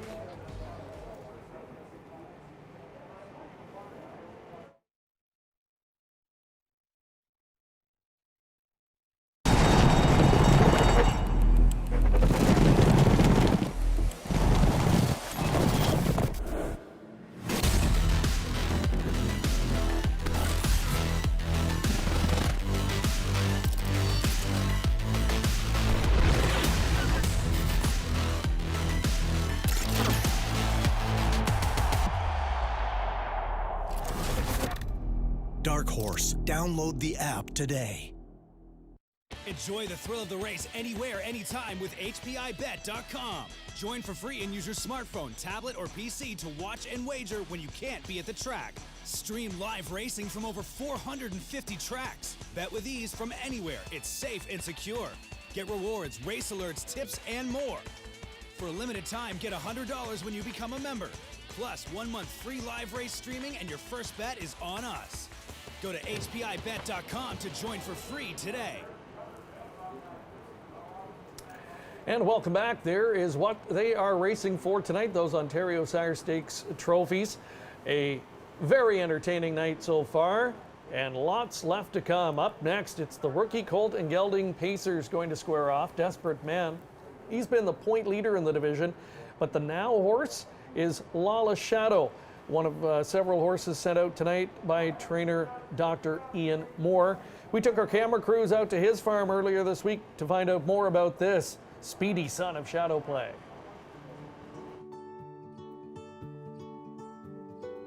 Hello everyone, I'm Dr. Ian Moore and I have Lawless Shadow in the OSS Super Final tonight here at Mohawk. But it's Lawless Shadow with big strides on the outside, taking over the lead. Lawless Shadow on the outside is going to hand Desperate Man his first career defeat. Lawless Shadow will win the first gold. Lawless Shadow trained down very well as a baby. He had lots of issues along the way. For a while there, I think in early March in Florida, he started getting on the right line on me. And we used what's called an Italian sidelining bit on him, which he got to hate over a period of time, wouldn't even open his mouth to get the bridle on. We did take that off him now just before the Breeders' Crown, but he overcame that. And then I was late with him because and I've said this in interviews before, he started making breaks on me, and we couldn't figure out why he was making breaks. He was still training in 158 out here at Classy Lane all the time. So I started him off in the grassroots, which, by the way, is where Tattoo Artist started his career off as well, in the grassroots. So I think that doesn't hurt him to do that. And then we had another issue where he went inside the pylons off the course down the backside in the second lifetime start. But everything's all come together for him now, and and he's been a real nice 2-year-old. Developed into a real nice 2-year-old. He's a late foal, late May, and we're probably not going to race him anymore after this, and give him a nice long break and hopefully have a nice 3-year-old. Comparing to his father, he obviously has a tremendous amount of speed. He's gone some 26 second quarters. His father, Shadow Play, used to like to leave off the gate, and this guy does too. He had the 9-hole, I think, in the Metro, or the 8-hole perhaps, and he can barrel out of there and get the front. So that's always sort of an advantage sometimes to have one like that. And he's got great speed and great desire. Emma Marie Pearson's been his groom all summer, and she's done a great job with him as well. So last Friday, I trained him in the bike here last Friday because it's going to be 3 weeks in between races for him, which is not unusual with a 2-year-old. But the better ones, you need to train them up a little bit. So I trained him about 155 here at Classy Lane on last Friday, I think it was. And about 20 minutes later, he was non-weight bearing on his right hind leg. And I started to get in a panic mode, I guess, and we x-rayed him first and saw nothing, and then I did block his foot, and he went sound. So he ended up popping a huge abscess out of the outside heel on his right hind foot, which took till Sunday morning to do so, and appears to be in good shape now and all over it. I do have a protective plate on it that I put on it for the week, and should be ready to go. Trained today and trained very well.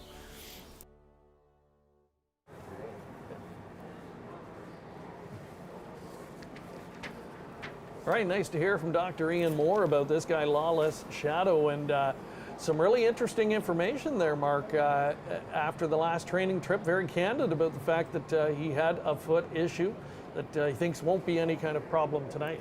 Well, someone would know. It's definitely Dr. Ian Moore. He's been doing this for quite some time, and he's had horses that have had to overcome some issues and have them ready and have them primed for that big moment, and that's what he's hoping here tonight with Lawless Shadow. It's been a fantastic season, 4 for 8, over $245,000 made. He is the slight favorite at the moment at 2-1.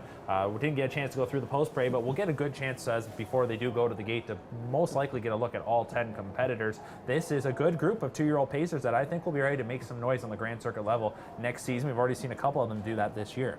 Yeah, and you talked about Ian Moore and the experience he has with foot issues, and look no further than the sire Shadow Play. It's well documented that the day he set a 2-heat world record in winning the Little Brown Jug, he had a serious foot issue in between that first heat and the final, but they were able to get it rectified, and with the heart of a champion, Shadow Play went out and won the final, and you would never know he had an issue. So his son apparently has that same sort of heart and courage, and we'll see here tonight. He is 8-5, kind of the now horse. Bulldog Hanover, another son of Shadow Play that really got better as the season went on for trainer Jack Darling, but the trip to the half-miler at Flamborough last time did not work out. How do you think he'll bounce back? I expect he'll bounce back beautifully. He goes over to the half for the first time, and well before the start, he was off stride. It was a messy night, and overall, I think that's one that is so easy that you can just completely write off, toss that one away. Bulldog Hanover has looked magnificent this season, and no concern at all that most recent start will even be a factor here tonight. It's a long old season. Better Son, the 8, he was the Battle of Waterloo champion. Seems like only yesterday in early August we were over at Grand River and he captured that, and this guy's really held his form all season long. He has. He was a bit of a surprise during those 2 weeks at Grand River where he stepped up in the elimination and obviously delivered a huge performance in the final. There is a good look at the Greg McNair trainee. Doug McNair does the driving, comes in off a gold win. He likes the half-mile track. We know that for sure. Had success at Grand River and then just took a gold a couple of weeks ago at Flamborough. So Better Son always in the mix.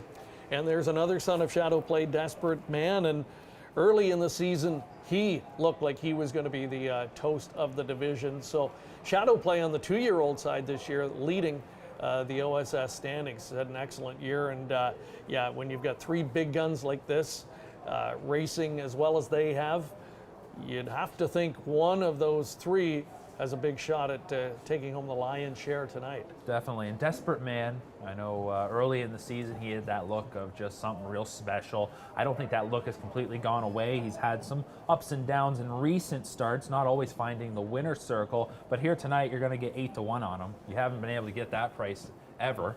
So do you say, yeah, he's been off and maybe not the same horse that we saw at the start, but he's still a pretty good horse? Would not be shocked to see him rebound beautifully here tonight, and I would take that price for sure. Absolutely, especially the way things have been going so far.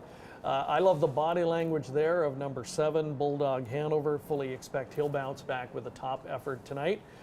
But we'll see, can Lawless Shadow continue his role and deliver as the 6-5 favorite? Rookie Colt Pacers in the Super Final.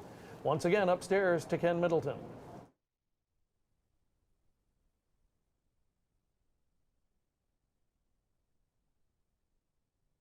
Horses head to the gate for the 4th now.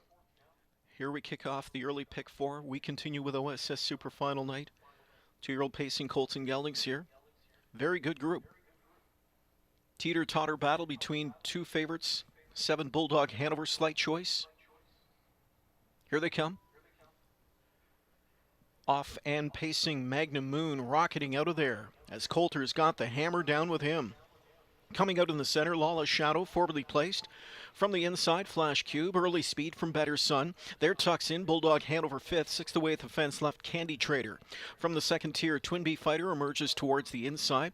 Just in behind that one as they travel into that opening turn. They're down to the rail. In the early goings, the field arrives at the quarter as You Can't Touch This. Parked out is Socrates Blue Chip, and Overland is Desperate Man. 27-1 that first quarter. Lawless Shadow found the front. Now about to find the 2-hole as Better Sun is powered up, and Better Sun will take command for McNair at 3/8. Better Sun finds the front with a pocket pop. Here comes Lawless Shadow, aggressively handled as McClure wants to carve it out from here. He's going to get big time pressure though as Bulldog Hanover is set to sink his teeth into him. Field by the midway point. Bulldog Hanover takes charge now, 56-second speed to the half. Lawless Shadow back into second. Overland third is Candy Trader. Better Sun left scrambling back at the rail 4th now. 5th on cover, a pumped-up Socrates Blue Chip. 6th outside to Desperate Man. 7th at the rail is Magnum Moon. Overland from an 8th drives Flash Cube, then Twin Bee Fighter. And the backed-up You Can't Touch This. They come to 3/4, and it's Bulldog Hanover leading the way, up front by a pair of lengths. Lawless Shadow back into second. 3rd outside to Candy Trader. Launched off cover comes Socrates Blue Chip. Desperate Man from way back, 3/4 in 1:23-2. Jameson buzzed the tower in 27-2 in that 3rd quarter. Coming into the stretch, and it's Bulldog Hanover. Bulldog Hanover is romping away here, and it's Bulldog Hanover strong and powerful on the end of this super final score. Bulldog Hanover to win by 10 lengths. Bulldog Hanover was an absolute crush. Lawless Shadow was second best in 1:50-2. Wow, what a performance by Bulldog Hanover. Just absolutely crushing his rivals here in the 2-year-old pacing Colt and gelding OSS Super Final. We talked about that last trip being at Flamborough Downs, a break before the start on what was a messy night. Well, you could throw that one out. He was exactly the horse that we thought he was as he picks up his 4th win in 6 starts this season and absolutely crushes them. A 1:50-2 mile, claims the top spot racing to the half, and then check out that back half speed. Very impressive. He goes 27-2 in the 3rd quarter, 27 seconds home, 54-2 back half. And that was just a sparkling effort from Bulldog Hanover. Jody Jameson for Jack Darling. Of course, they've been having lots of success with Beaumont Hanover. And now they got a special one on their hands here in the rookie category. That's Bulldog Hanover, a no doubt about it winner, the son of Shadow Play. Absolutely cruises. And what was a race that early on we saw plenty of action. We knew Better Sun wanted to be in the mix from that outside spot. We saw Lawless Shadow get the aggressive steer that you would expect as well. And Jameson, maybe just biding his time, knew he was going to want to be at the front eventually and does get to the top. And it was lights out from there. Desperate Man tried to make the big rally from the back. He was stacked up about 3rd over. I think he's going to get into the top 4. Waiting for the top 4 to be posted here. What a performance from Bulldog Hanover. And Jody Jameson, who now gets his 2nd super final win of the evening. And look at him, absolutely motionless in the bike was Jameson. As Bulldog Hanover, I don't even know if he broke a sweat with this victory. That's almost a double-digit length score for Bulldog Hanover. So the night rolls on. Lawless Shadow finishing second. And Bulldog Hanover now coming back to the winner's circle. As hello to all of our viewers watching across the world. We got viewers in Finland. Tapani Stenrus, who is watching from over in Europe. Good evening. And to Carrie just down the road in Ayr. So we've got viewers all around the globe, and they were just treated to quite the performance by Bulldog Hanover as he takes it, and hopefully for his connections, that could be a sign of things to come later on. Yes, indeed, and boy, that could be an omen. We'll look ahead to the 3-year-old Colt Pace final tonight. Talked a lot about Darling and Moore and their big 1-2 punch in the 3-year-old division, and it's turned out that way in the 3-year-old division. Really no contest tonight between the two. I think this guy and Lawless Shadow are closer than that, but tonight it's clearly Bulldogs Hanover's night to shine. He absolutely dominates. And 50-2, we talked about the weather. Weather in track really as good as they could be for this time of year, but that's still a huge trip. It is, and not even being called upon. Imagine what he might have been able to have done on a night like tonight, 54-2, back half, and a $5 winner is Bulldog Hanover. There's a look at the pari-mutuel returns. The exactor, $12 for the two favorites. A nice try return with Magnum Moon. And Scott Calder, he hustled him off the wings and got him involved, and works out a trip that gets some big money. And Desperate Man finishing fourth, so caps off his first season at the races with a solid result. Nice superfecta return as well, almost $1,500. Jack Darling, the winning trainer, is standing by with Monique Vague. We'll catch up with them in just a moment.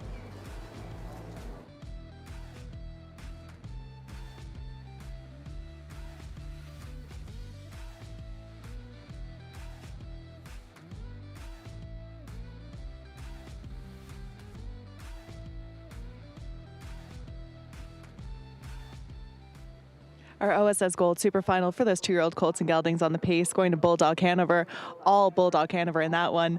He's had some impressive victories this year. Started his campaign in the grassroots, obviously moved to the gold, now 2 for 3. How impressed were you with this performance? Won so handily. I was just really impressed and happy with him. You know, we go to these yearling sales every year, and we're searching for this type of horse, and you're training him down, hoping that he'll get to this level. And then when you see them do it, it just doesn't get any better than this for us trainers. I touched on it, 2 for 3 in the golds, and unfortunate miscue in that most recent, but rebounded in such a big way that's just so far back in the rearview mirror. This performance today, stopping the clock in 1:50-2. You touched on how impressed you were with this one, but just some more final thoughts on this one. I just want to hear. Well, just like I say, it's really exciting. It doesn't get any better than this, and I'm really looking forward to next year now with this Colt.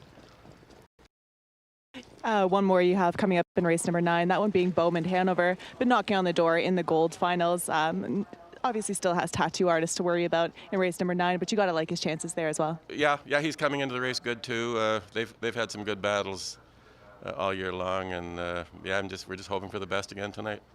Well, thank you so much for your time, and I'll let you enjoy that OSS victory.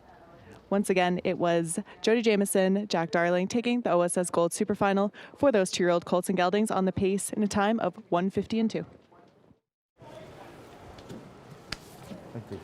What a great performance tonight. Jack Darling has got to be ecstatic, and of course he'll be looking ahead to Beaumont Hanover later on this evening as well. We get a bit of a reprieve in our Super Finals tonight, with an overnight event coming up here next in race number 5. We'll look ahead. Super Final coverage resumes. It will be the 2-year-old Colt and Gelding Trotters, featuring Macho Martini and a great supporting cast of 9.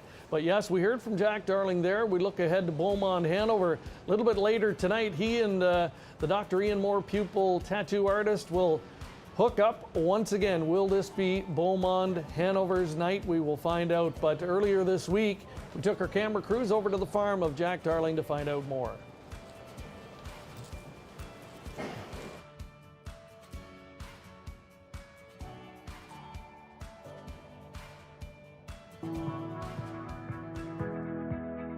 Hi, I'm Jack Darling. I've got Beaumont Hanover racing tonight in the Super Final. Hanover has been sent on a gate-to-wire mission by Jameson and looks strong coming for the payoff. Beaumont Hanover wins this one with ridiculous ease. Beaumont Hanover's as good as he's ever been all year, and I'm expecting a big race from him tonight. He's a very handy horse. He can leave enough. He can sit on the outside, and he always seems to be pacing strong at the wire. Every race he's been in, I've noticed that he's as strong at the wire as any part of the mile. He's as good as any 3-year-old I've had at this stage of the game. Usually at this time of the year, some of them can get a little bit tired, a little bit beat up, but he's healthy and sound and happy, and he's as good as any horse I've had at this stage of the game. I'd like to get some kind of a good trip. I don't know how it's going to work out. Tattoo Artist, he's a great horse, and he's just very tough to beat because he's so handy. Jody's just got to figure out a way to beat him. You know, I treat it basically like any other race. You know, when you were training him, you're thinking about the race, and I've trained him up maybe a little harder than normally, but I'm just trying to get him as good as I can for this race.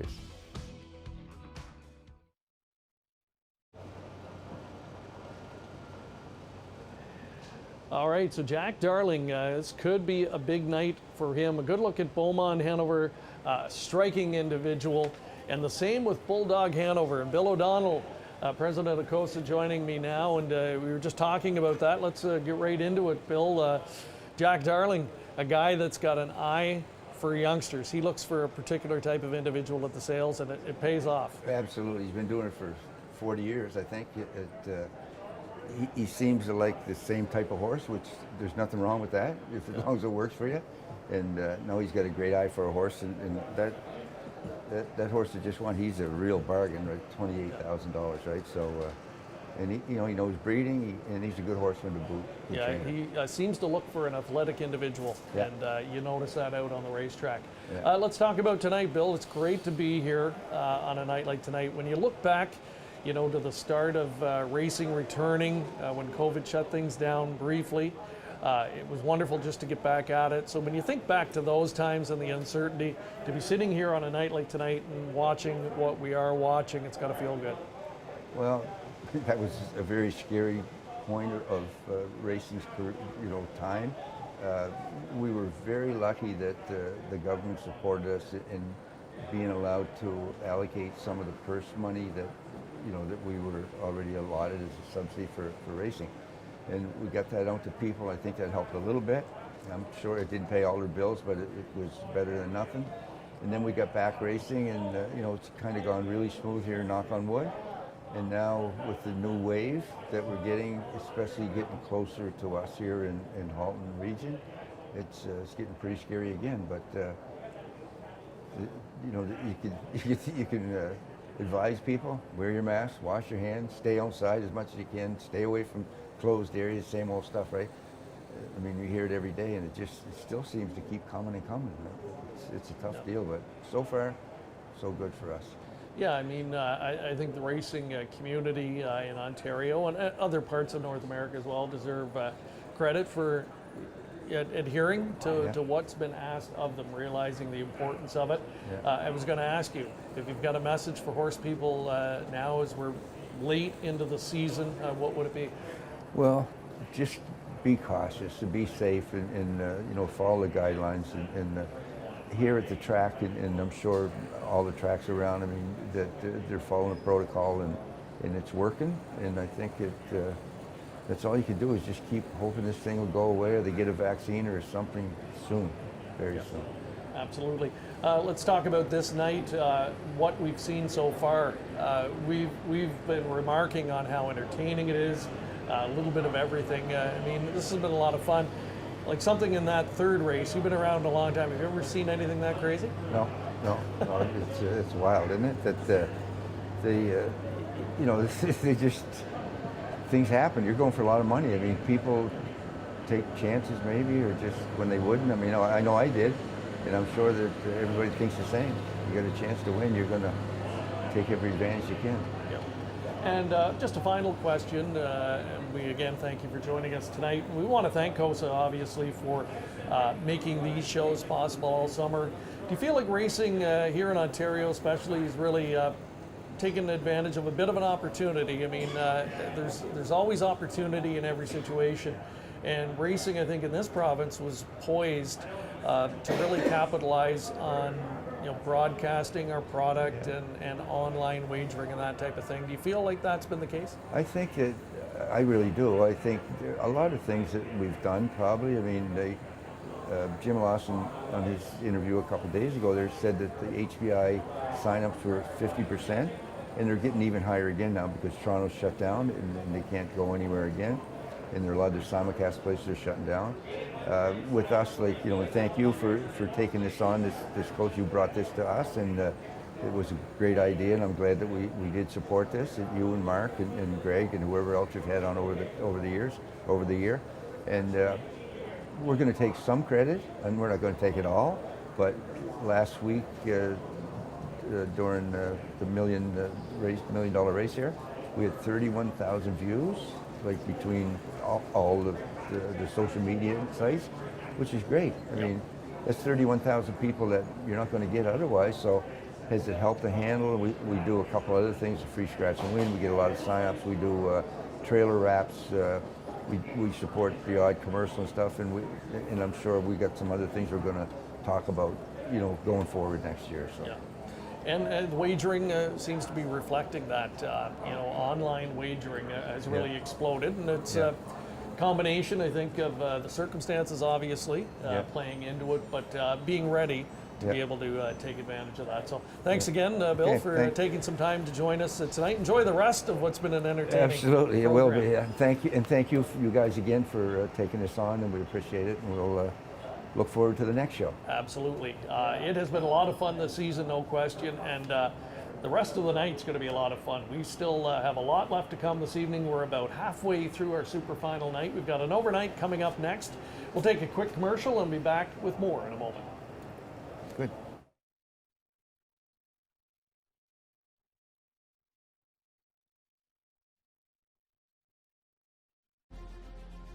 The Breeders' Crown. Harness Racing's richest and most prestigious championship series, featuring $6 million, will compete over 2 nights at Harrah's Hoosier Park Racing and Casino. Join us Friday, October 30th and Saturday, October 31st, 2020 for the 37th edition of the Breeders' Crown.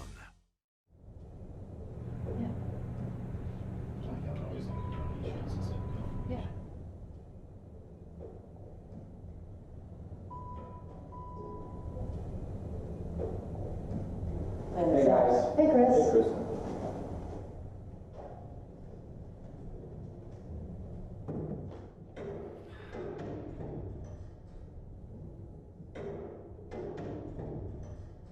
Where does he put the horse at?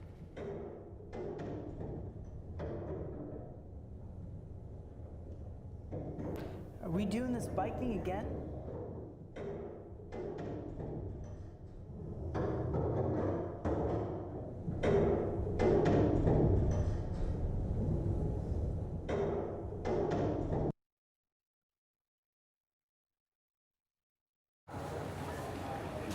And we welcome you back, and it's time to change things up. We've got an overnight race here, the cap-off race to the Pick 5 wager tonight. I have not had a chance to see the Pick 5 wheel pays, but I'm sure there are some astronomical returns coming back. If you are watching and wagering tonight and you are alive, we want to wish you the best of luck in this final leg because, there could be some potentially huge returns here. The hard-hitting overnight types here, a mid-level conditioned class, non-winners of $9,000 in the last 5 starts, or non-winners of $16,000 in the last 10. And a full field of 10. There's the classy East End. East End dropped to this level last time, but was very hard used in the early portions of the race. Took him a long time to work his way to the lead, and when he did, he just came under too much heavy pressure in the final quarter and could not hold off the late charging horses, and he finished 4th. Inside posted today. I think if Jonathan Drury works out a different trip where maybe he's doing the stalking, I wouldn't be shocked to see him and get back into the win column. This is a classy veteran, almost 500,000 earned at the Son of Better's Delight. Dreamfair Moxie, the next door neighbor, he's really struggled this year. He had a breakout season last year at age 3. This year, not the same horse, but the last start, big turnaround.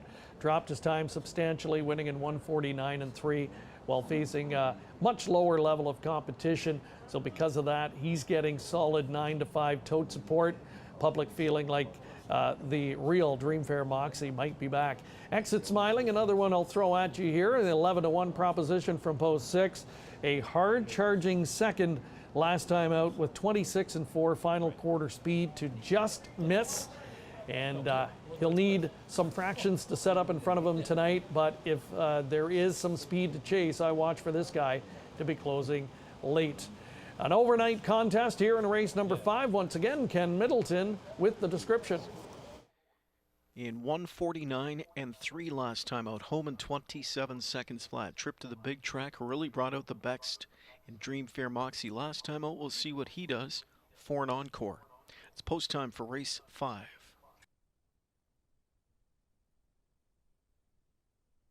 Here they come. They're off and pacing, and a sharp start for PL Jackson leaving. Ideal Jet does too. Dreamfair Moxie makes his presence felt early, third away from the rail 4th Regal Sun. Behind them 5th is East End, 2 lengths back, 6th External, 7th from the second tier fires Pedro Hanover. Back 3 in the group going into the turn. Exit Smiling Sir Pugsley and Sam's a champ. Quarter pole bound. Cullen leads the charge with PL Jackson. Ideal Jet took that pocket drop. Dreamfair Moxie 3rd, Regal Sun 4th, then 5th inside East End, quarter 26.4. External back in 6th. Pedro Hanover 7th now. Exit Smiling from an 8th position. Then Sir Pugsley and Sam's a champ. They're still single file as nobody's moved a muscle from the backfield. Everyone content with position and pace. 26-4 the opening quarter. They're past 3/8 and heading to the half. And Cullen calls the shots here as PL Jackson, getting a second quarter breather, leads the way just over a length in front. It's Ideal Jet second, Dreamfair Moxie 3rd, Regal Sun 4th, East End pops out first up, 5th now, half and 55-4, second panel 29 flat. They drive into that final turn. PL Jackson leads. Here to the outside now comes stablemate Dreamfair Moxie, first over, driving with 3/8 to go. Ideal Jet enjoys the pocket tour from 3rd. The rail 4th belongs to Regal Sun. East End with cover, but cover that's not advancing on the outside. Dreamfair Moxie there just spinning his wheels tonight at 3/4 as they pan 3, 27-4. They fired it up in that 3rd quarter into the stretch now. PL Jackson out to a 2-length advantage on Ideal Jet. Regal Sun in behind them would like a way out from in 3rd. Dreamfair Moxie hangs around. East End really didn't step forward off that cover just yet. Now he starts to grind. They're in deep stretch. PL Jackson still there, 2.5 lengths in front. Coming through at the rail is Regal Sun down the center East End and Exit Smiling. It's PL Jackson to find the line. PL Jackson in front. We had an accident in the backfield. Driver down, dumped out of the cart. Mile 151-2.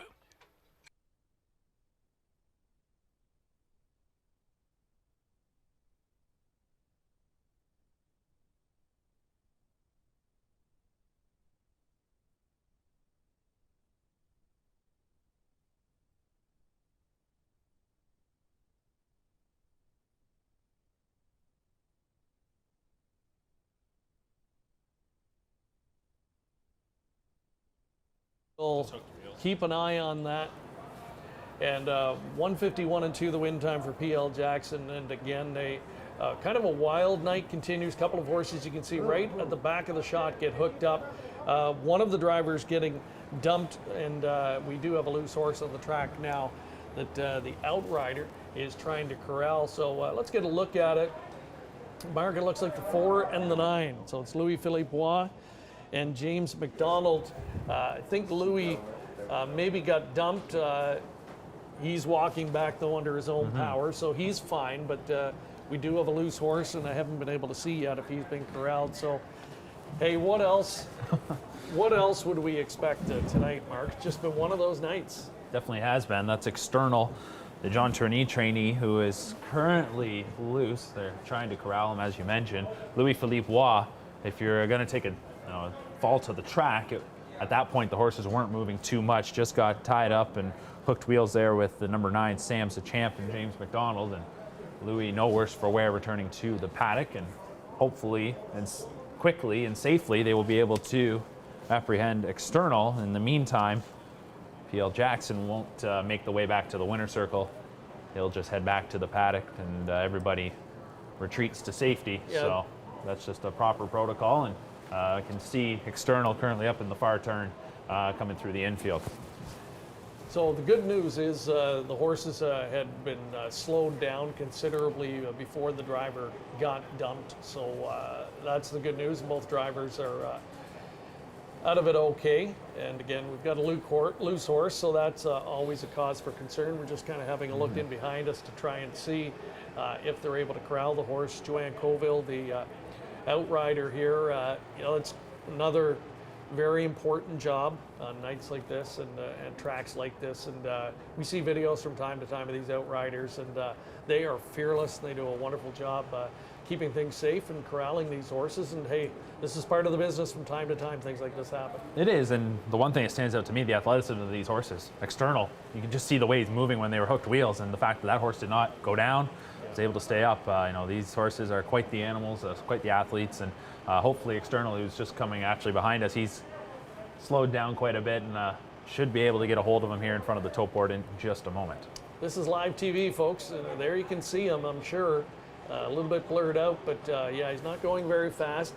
You just always get scared when you see a loose horse like this. And they got him. There they go. They got him. That's great.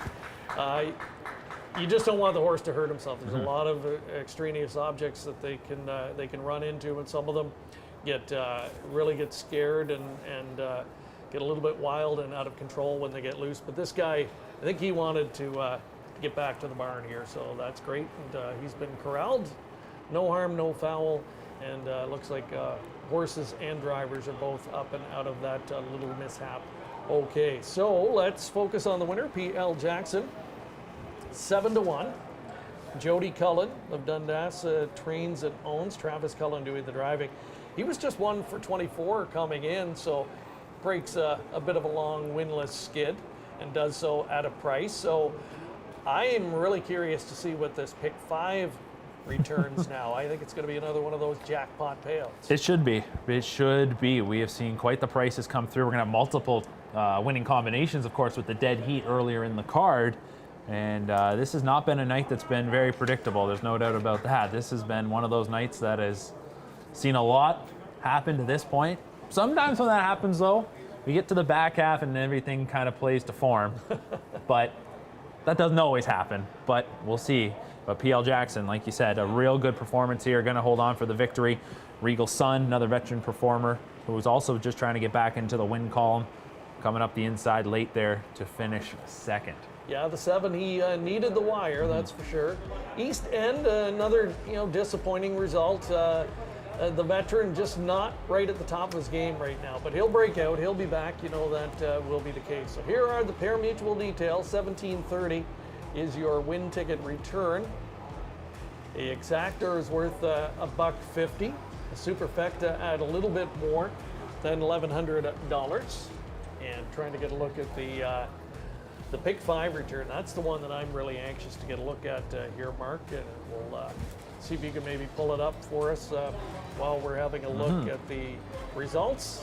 Your 4th place finisher was the aforementioned Exit Smiling. We knew he would be charging late, but he simply runs out of real estate, but does get in there to round out to superfecta. So our pick 5 return, drum roll please. 5 of 5 for 20 cents, $1,400. $1,469 is the winning ticket. So that's for 20 cents. Actually not as big as I thought it might be. Yeah, and I suppose you had a couple of winners in there as well. There's a look at your pick 3 returns, and again the 20-cent pick 5. Again, that's a 20-cent return, almost $1,500. For the pick 5 players, good news is you've got a second one to take a stab at here, and it starts next in race number 6. We are only at the midway point tonight on an action-packed edition of the SuperFinals. We hope you're enjoying the coverage, the live coverage here on COSA-TV. We'll be back with more after this. COSA, the Central Ontario Standardbred Association, proudly serving Ontario horse people with integrity and accountability. Collaborative, supportive, helping to ensure a vibrant harness racing industry. Lifetime membership is free, and there are many benefits. Become a new member today. COSA, representing the interests of horse people racing at Ontario racetracks. To find out more, visit COSAonline.com.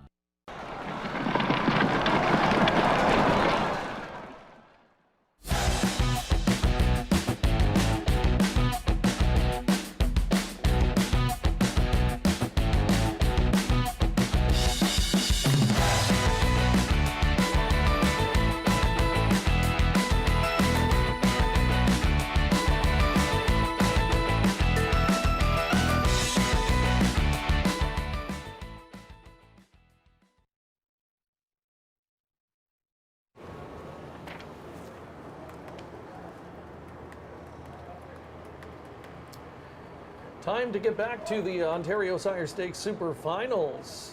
And up next, we've got the rookie Colt and gelding trotters going to the post. A division we have seen a lot of over the past month and a half or so here at Mohawk Park. We watched live coverage of the Wellwood Memorial. Of course, after that, the big lead up to the first ever Mohawk Million. And now a look at many of the same trotters again in the Ontario Sire Stakes Superfinal. So we know them well, including the point leader in the division, and his name is Macho Martini. There's a look at the field of 10 that we will get a look at momentarily. Right now, though, we want to take a look ahead to one of the big contests we're looking forward to later in the program, that 3-year-old Colt and gelding pace final over in race number 9. Indictable Hanover returns to the fold. He had an injury that had sidelined him for the early portions of the season, so he's kind of playing catch-up at this point. Good article on him earlier this week with Casey Coleman, the trainer. James McDonald, who kicked off our Superfinal coverage tonight with a win, he'll get the driving assignment behind the son of Bettor's Delight. Earlier tonight, Greg Angle caught up with James for his thoughts on the Colt going into that lucrative final. Gold Superfinal is the Glamour Boy division. James McDonald's going to team up with trainer Casey Coleman Hurley with Indictable Hanover. First of all, James, you know, this was a recent acquisition that you picked up just a few weeks ago. Just talk about his efforts over the last month. Yeah, you know, he was off. He'd had a small injury, or I'm not 100% sure what happened, but he was off a little while, and then he'd come back, and Casey had asked me to drive him, so yeah, I was more than happy to sit behind him. Yeah, you know, the people that have sat behind him told me what a beautiful horse or beautiful animal to drive, and they were spot on. You know, he's been nothing but professional, and seems to be getting better every time he goes behind the gate. What were your thoughts after last week's performance, winning in 51-3? Oh, he's just a beautiful horse. Like he's 2 fingers, you know, and you move him off cover, he's just dying to do his work. So. You can't ask for more than that from a horse. He's got 2 starts now since the layoff. Coming into tonight, what are your thoughts? Can he get the job done?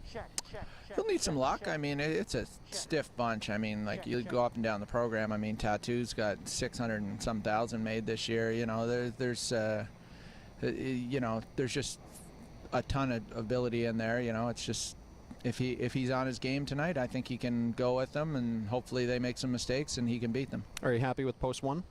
Yeah, I mean, it's better than post 9. Okay, I like it. Good luck. Thank you. All right, James McDonald, so a little bit of everything for him, right? He wins the first event of the night. The last race he's involved in what could have been a bit of a spill in the home stretch, but luckily both he and Louis-Philippe Bois came out of that unscathed. And Indictable Hanover, what do you make of him? I mean, he adds a different element to that final, and the fact that you know, he's trying to play catch-up and might be getting primed for his best efforts when others could be getting tired after the long season. Yeah, absolutely. Of course, it wasn't drawn up that way, and the injury that he suffered that kept him on the sidelines for a little bit, certainly not something that anybody wants to happen, but they were able to get him back to the races here in time. And for a horse like Indictable Hanover, one that Casey Coleman has been so high on since day one, I don't think she would have talked so highly of this horse early on if she didn't believe it. And we know her track record and all the great horses that she's had. So for you know, the indictable Hanover to come back and to have that win under his belt, a couple starts under his belt, I think he could be poised for a big effort here tonight, because what we saw when he first debuted was something special. So we will focus on that race coming up later on tonight. But again, a group that we're very familiar with at this point in the season, 2-year-old Colt and gelding Trotters. To say this is an exceptional group this season, I would say that's an understatement. Macho Martini, for the most part, he's been at the head of the class. He's the point leader in the division. I believe we're going to bring Greg Gangle into the conversation here a little bit about this one. And you know, this is a group that you watch closely as the season wears on, because you want to see how they hold their form over the course of a long campaign. Macho Martini showed last time out that he's holding up well, Mark. Yeah, he is. And for Macho Martini, there was a little bit of a blip in the radar there with how things went in that gold following the Wellwood. You know, the Wellwood, they had such high hopes, and I think that was a race where, you know, Bob McClure has gone on record saying he'd love to do that one all over again.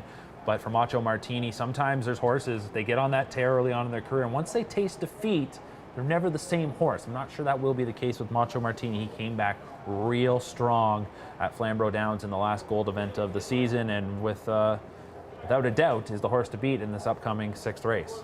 Another significant point here, Greg Gangle, is that number 3 Fashion Frenzy, who has also enjoyed a really solid 2-year-old campaign, will be going out tonight for a new trainer. Richard Moreau takes over the conditioning and has had one qualifier with the trotter, and it was a sharp winning effort. Yeah, guys, this is a big class here, full of muscles, or excuse me, Fashion Frenzy, I should say. Sylvain Filion in the bike there for conditioner Richard Moreau. Gonna have to, you know, dig deep there to defeat Macho Martini. That horse has been a dominant performer here in the provincial program since day one. But you know what, if we want to look elsewhere, Logan Park from the rail should offer a price. I know the horse made a break in his most recent, but that was at Flamborough Downs. So he went to the half-mile track, didn't have much luck. Now he's going to come back. So I think with a smooth journey from the rail should make him a top contender, along with Tokyo Sealster. We talk about Richard Moreau conditioning Fashion Frenzy. He's also going to send out Tokyo Sealster. The son of Cadaver already has over $200,000 banked this season. So I think he's going to offer a price. I think Logan Park is going to offer a price. So if you're price shopping, I'd look at those two horses as potential candidates, Greg. Yeah, Logan Park, really an up and down season for him. A lot of talent, Mark. You wonder, has he left some money on the table though this year? Yeah, I would think so. When he's got the ability he's got that high speed, and sometimes the speed is all you need it too. It can allow you just to be ahead of your competition before everybody really does mature. Yeah, there's probably some money that they could have grabbed, but here tonight is the big money, you know, to say the least, when it comes to the OSS program. And I think he's certainly a contender. I know Macho Martini will be awfully tough to beat, but if he's ever off his game, Logan Park to me would be that next one. And you talked about Fashion Frenzy switching barns.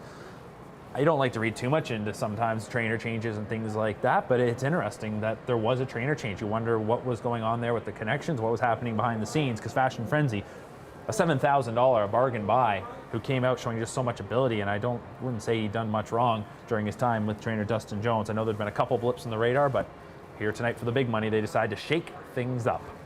All right, so here is Logan Park. Logan Park is a Gold Series winner this year. Just 2 back on September 19th. He was a winner here at Woodbine Mohawk Park. But 14-1 tonight from Post 1, the son of Archangel, with $123,000 made this year. Full of muscles is the 2 Brad Maxwell trainee for Far East Standardbreds of London. Trevor Henry will drive. He competed in the Mohawk Million. He's winless, but in 8 starts, but he's got 4 runner-up finishes. Fashion Frenzy 4 for 6 this year. Again, has a barn change coming in tonight. Richard Moreau takes over the training. Sylvain Filion doing the driving. Second longest shot on the board at the moment is number 4 Mystic. Chris Christopher driving for trainer Renee Dion. Dion surprised at times in some big events with long shots. This is one, though, that last time they were going to try the grassroots, did have enough to compete here in the gold final. Macho Martini, he was a $37,000 Harrisburg yearling purchase. That's turned out to have been a bargain. $391,000 made so far in his rookie campaign. Tokyo Sealster dazzled in his debut. Connections that currently own him, that's when they made the purchase. And Tokyo Sealster tonight will have Jody Jamieson behind him for the first time. Sweet Soul David. We were live at Hanover Raceway on the afternoon that he won the Balanced Image Final, just 3 lines back. Since then, he's had a 4th and a 3rd place finish in gold competition. Rookie season is the 8th. This is a son of Glide Master. Blake McIntosh trains only 1 start since August 20th, so we'll see what he offers here tonight. Master Grand the 9, there is 10, Emotions Riches. Doug McNair on board for Maxime Vallée, the Quebec-based trainer. What a year he's having on the training side, batting .527. We're seeing him race a few more starters here locally, and everything he sends out has to be looked at ultra competitive. So that is your field of 10 for the rookie Colt and gelding trot final in the Ontario Sire Stakes here this evening. Macho Martini, the talk of the tote board at 2 to 5, and why not? Really his only blemish of late was that miscue in the gold here on September the 19th. Traffic troubled trip, but bounced back and did so with authority over the half-miler at Flamborough. There's a look at the 3. That's not the body language you like to see. He looks fired up tonight. Fashion Frenzy for the new barn. He's got a little equipment adjustment that's going to have to be made there with the head pull. Looks like he broke the hobble and the head pull. So I think he's pretty fired up, and they're going to have to try and get his head back in the game in short order here, Mark. You like to see them sharp and ready, but not to that extent. Sylvain Fillion just trying to maybe get him to almost a stop here. He saw the starter going by and he hollered at them to come give him a little bit of assistance. He's still a little ways away from the paddock.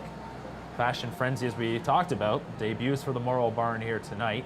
Did have a qualifier just this past Tuesday morning. It was a decent effort. It was a morning, I'd say, where the track, they gave it a 2-second variant. Might have even been 3 seconds. We'd had a bit of rain overnight, and he trotted a mile in 58 and 3. Louis Waugh sat behind him on that occasion.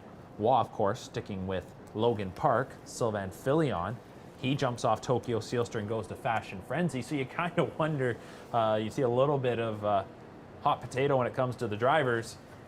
You know, Sylvain Fillion's been behind Tokyo Sealster every start except for his debut.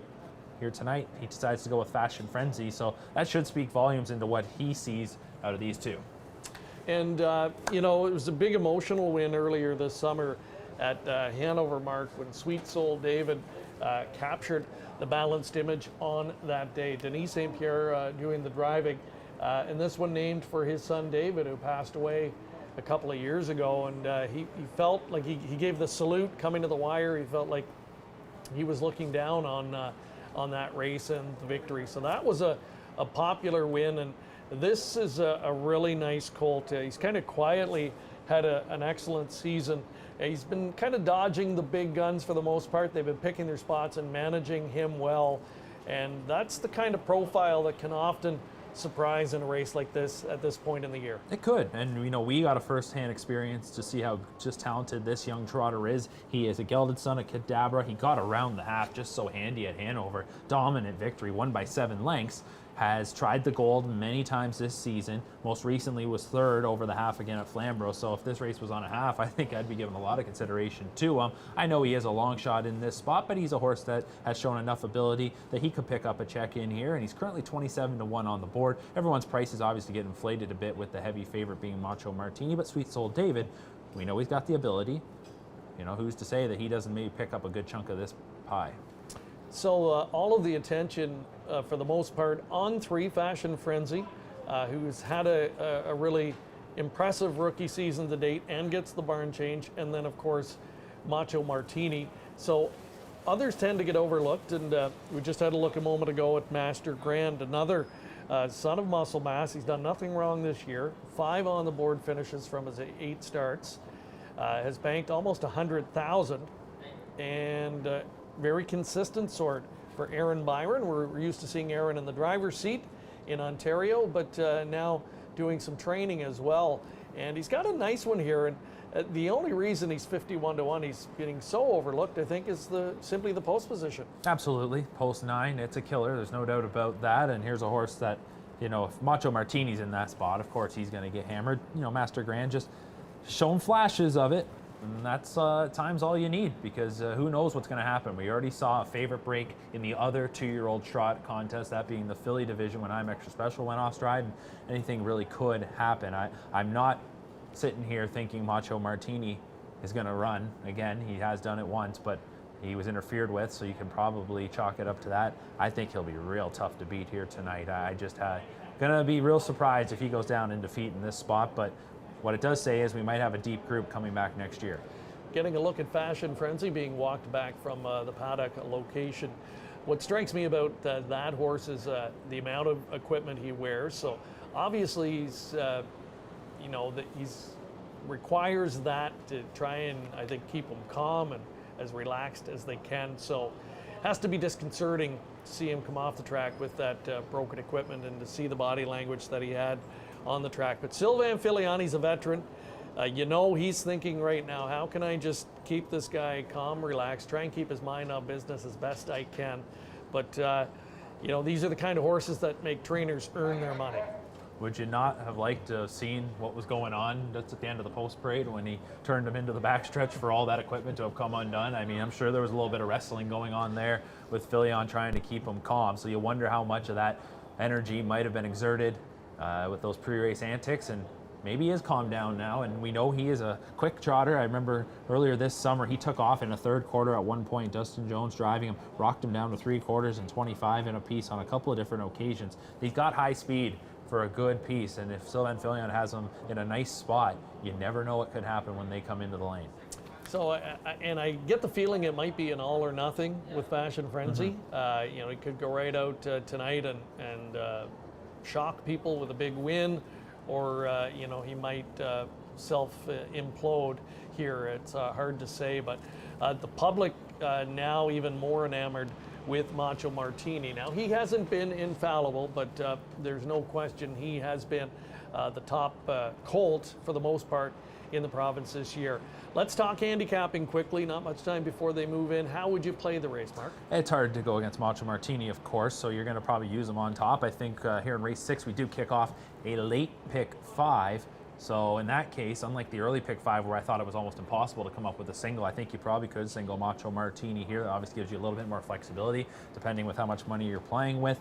I think if you're just trying to find some long shots to sprinkle in underneath, I think a try in a race like this, I think Macho Martini, you throw him on top. I think Tokyo Sealster should not be overlooked. I know Filion jumps over to Fashion Frenzy, but Jameson, obviously, he's super capable of it. He's having a good night. I'd be using him in the mix. I think Full of Muscles is also a trotter that, despite his last 2 starts where things really haven't gone his way, I think there's been enough ability shown at times. Heck, there was a deal made for him to have a Mohawk Million slot. He's the 2. Don't overlook him, and Logan Park as well. So those would be the 3 that I'd be throwing underneath. Obviously, the betting board says that the same, but I just couldn't find anybody to throw over top of Macho Martini. All right, my 2 price horses to include on your ticket, that guy, number 7, Sweet Soul David, the son of Cadabra, and the number 9, Master Grand, the muscle mass Colt. I just have a feeling, even with an outside post, you know, if he can work his way somehow into the race, I think he's got a shot at a top 3, top 4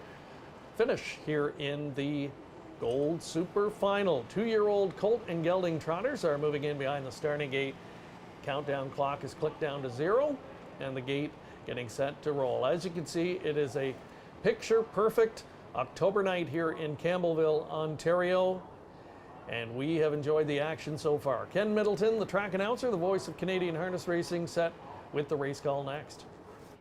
He got back on track with the Gold Series score in a recent trip to Flamborough Downs. His 8th win of the year from 10 attempts. He'd hit a couple of bumps in the road there in late September, but he righted the ship in that recent trip to Flamborough. We'll see if he can continue his powerful march here tonight. Taking on 9 other foes, the gate swings into the stretch. It's post time for race 6.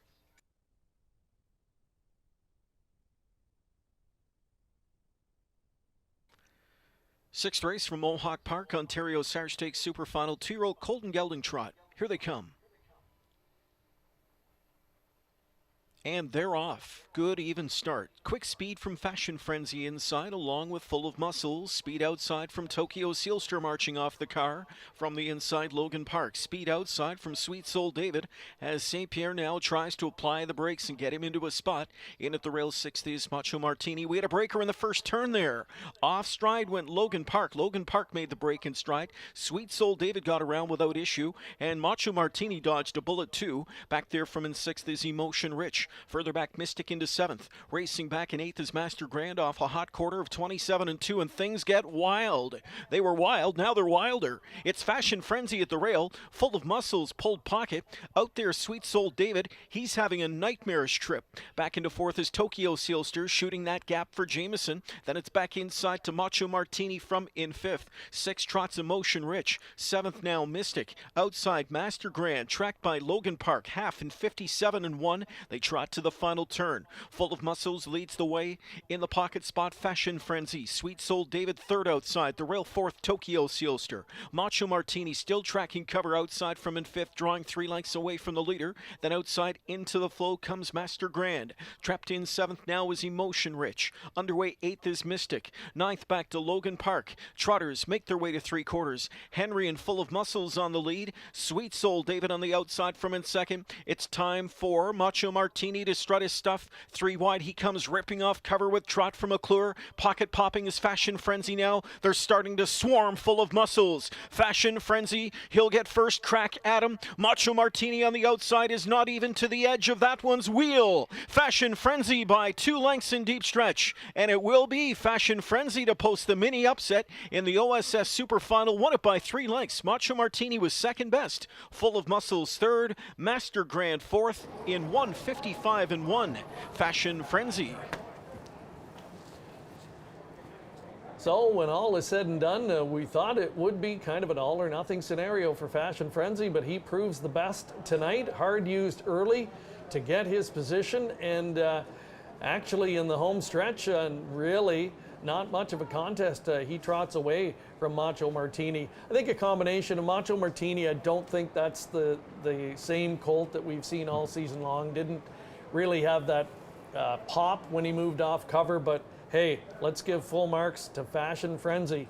A cut above tonight. Sure was, and again, debuts tonight for trainer Richard Moreau, and he was more than ready here tonight. Just absolutely a huge performance from him, and you talked about it. Got used hard in the early going, and then you're wondering what's he going to have left here in the lane, and room really opened up nicely at the head of the lane for Filion to slide right out. It was a simple move to give him the clear lane, and he does the rest. Macho Martini looked to come off cover. Looked like he was doing a whole lot of trotting, but just never really got up there, and is going to get beat by nearly a couple lengths here. What a performance from Fashion Frenzy. This is, I'm sure, what the connections thought they had on their hands when early on in the season he was putting together that string of victories, and he gets back on track.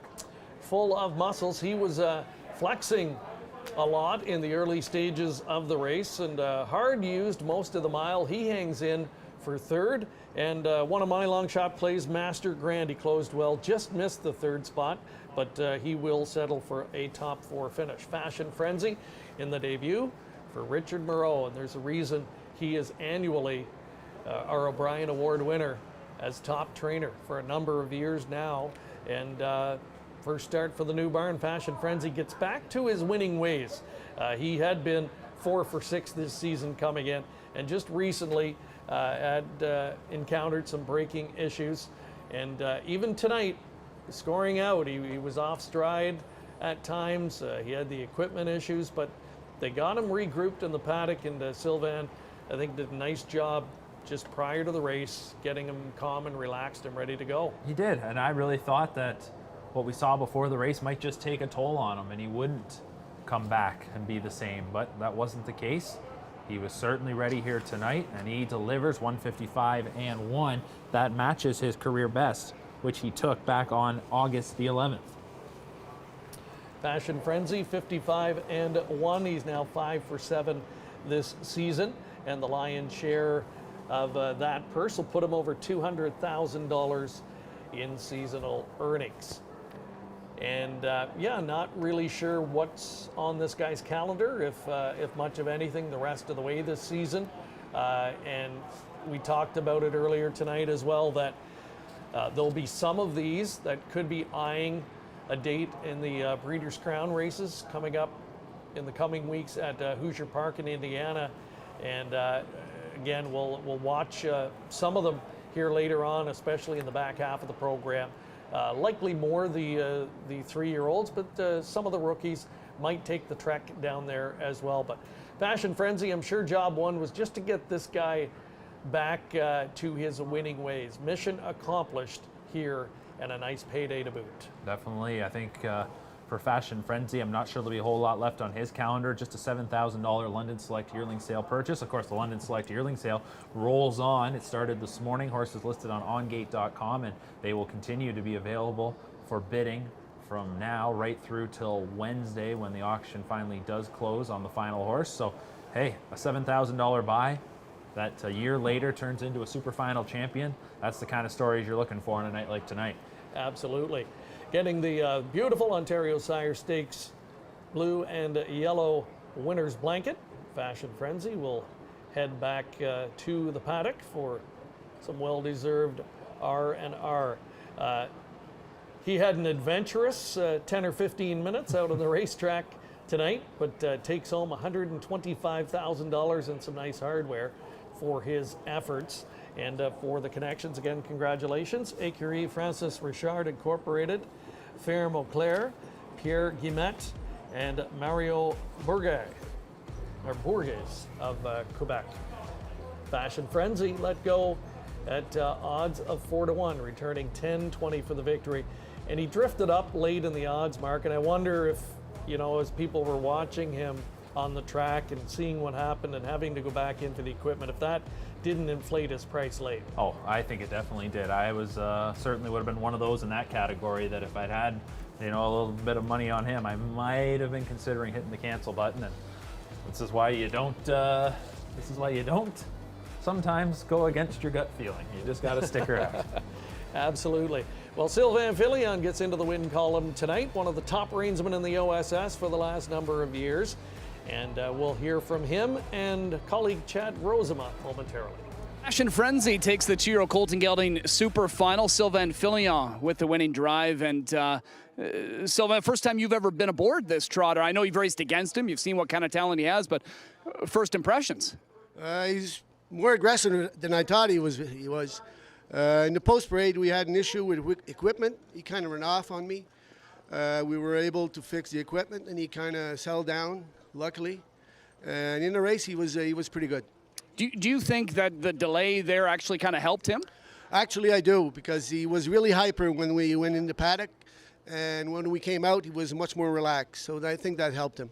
And then in the race, as far as the trip, it kind of saw a little bit of everything. There was a ton of action, but maybe just talk about from your vantage point. Well, I always intended to go forward with him leaving the gate, and then Trevor pulled back out, so I let him go. I know Trevor usually when he moves over, he goes, you know. But at the top of the stretch, when I found room, I knew it was a winner. Just full of trot. Absolutely. He was full of himself, and he was trotting real good. You got to give credit to Richard and his crew. He did a great job with him. You now take over second by yourself as far as super final wins, 14. Pretty incredible. You're 2 behind Paul McDonnell. Maybe just talk about, you know, how special nights like this super final are for you. Well, these are the nights that drivers look forward to, even owners and trainers. But I mean, it's always a special night, and it means so much to the grooms, too. You know, they take pride of taking care of their horses. It's just an overall special night. Congratulations, Sylvain. Thank you very much. Fashion Frenzy equals his lifetime best, 155-1, as he takes his OSS Super Final. Very interesting to hear, Mark. Just a quick wrap-up thought there that Sylvain, as we speculated, but it's nice to hear from him himself that that little delay gave him a chance to just get the horse, you know, calm down a little bit. Allowed him to recollect, and he was ready to rock. And as we had speculated, he ran off on him, scoring down, and there was little doubt about that when the mess the equipment was. But hey, everybody did their part, and this horse was certainly ready here tonight, and he came back calm, cool, and collected, and delivers to win the super final. Lots of outstanding racing still to come when we come back. 2-year-old Philly Pacers in the spotlight.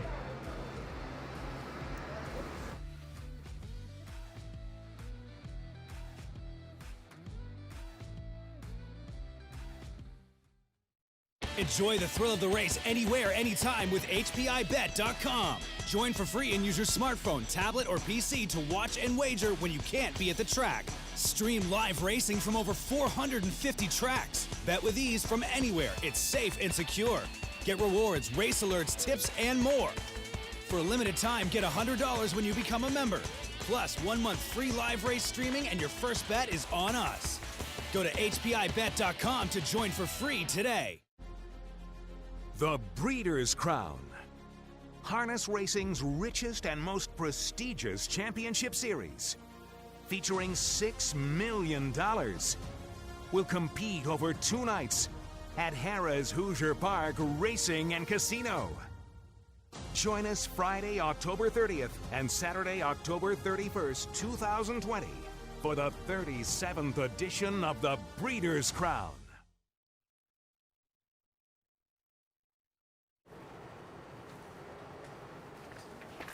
Yes, the Breeders' Crown coming up at month's end at Harrah's Hoosier, and we can't wait for that. You have to love nights like this, Mark.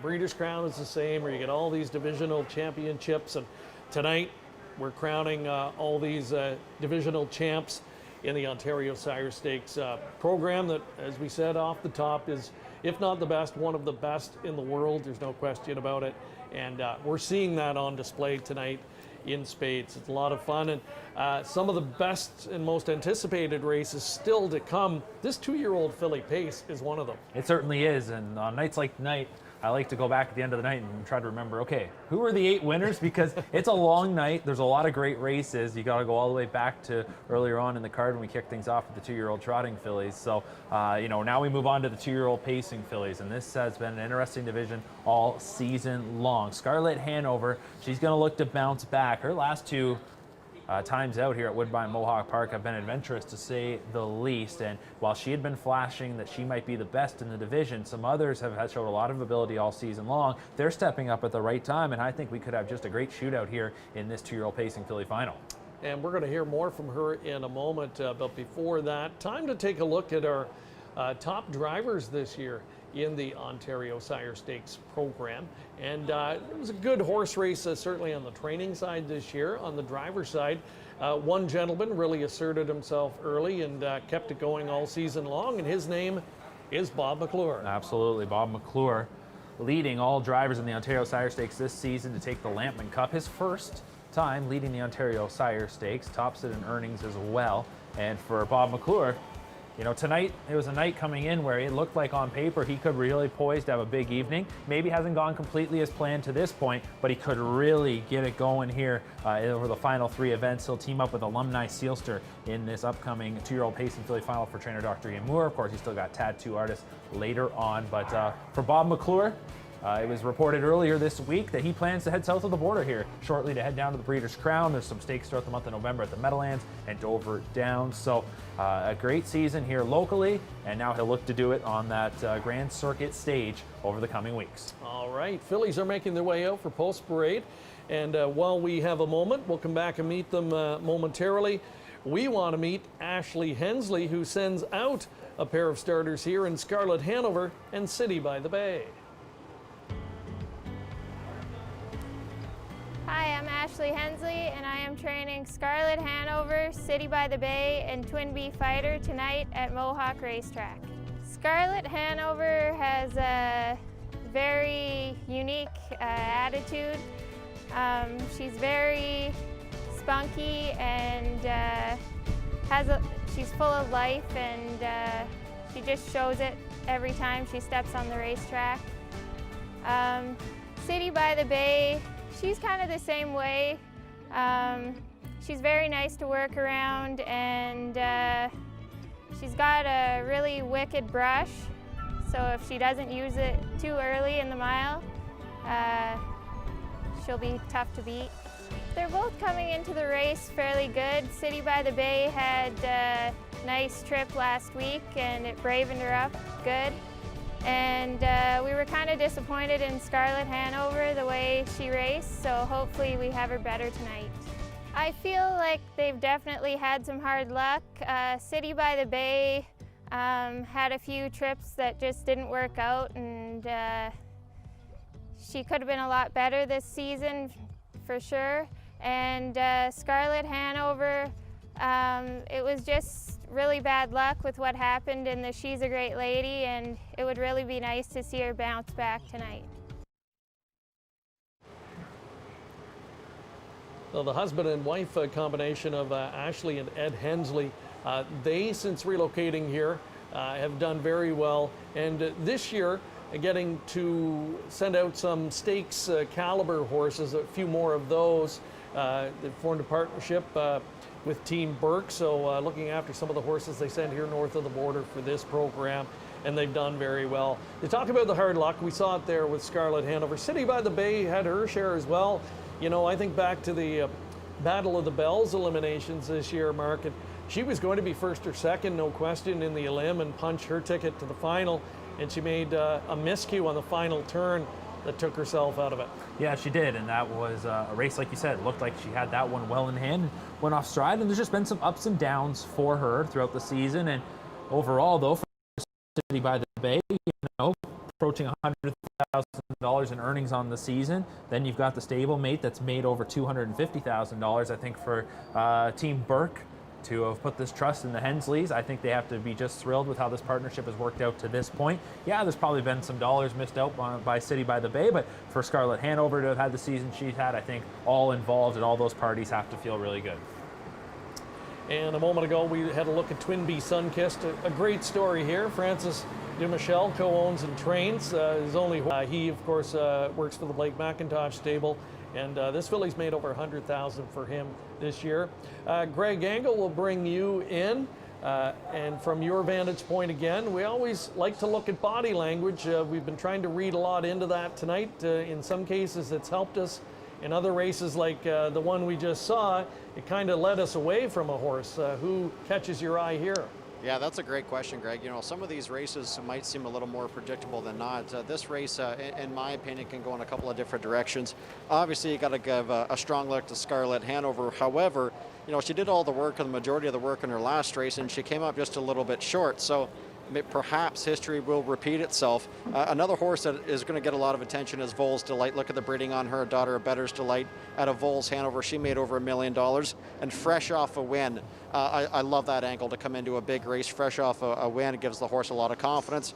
However, if you're looking for a price option, I really like the body language of Twin Bee Sunkissed. I love the consistency angle, love the price on her. Right now, I believe she is indeed 13-1 as they get set to line up.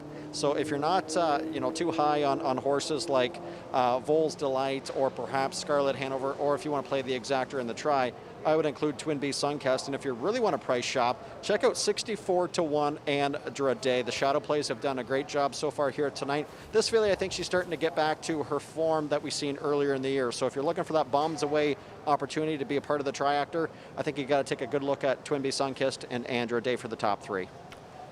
That's a good point, Greg. It is a long year, Mark.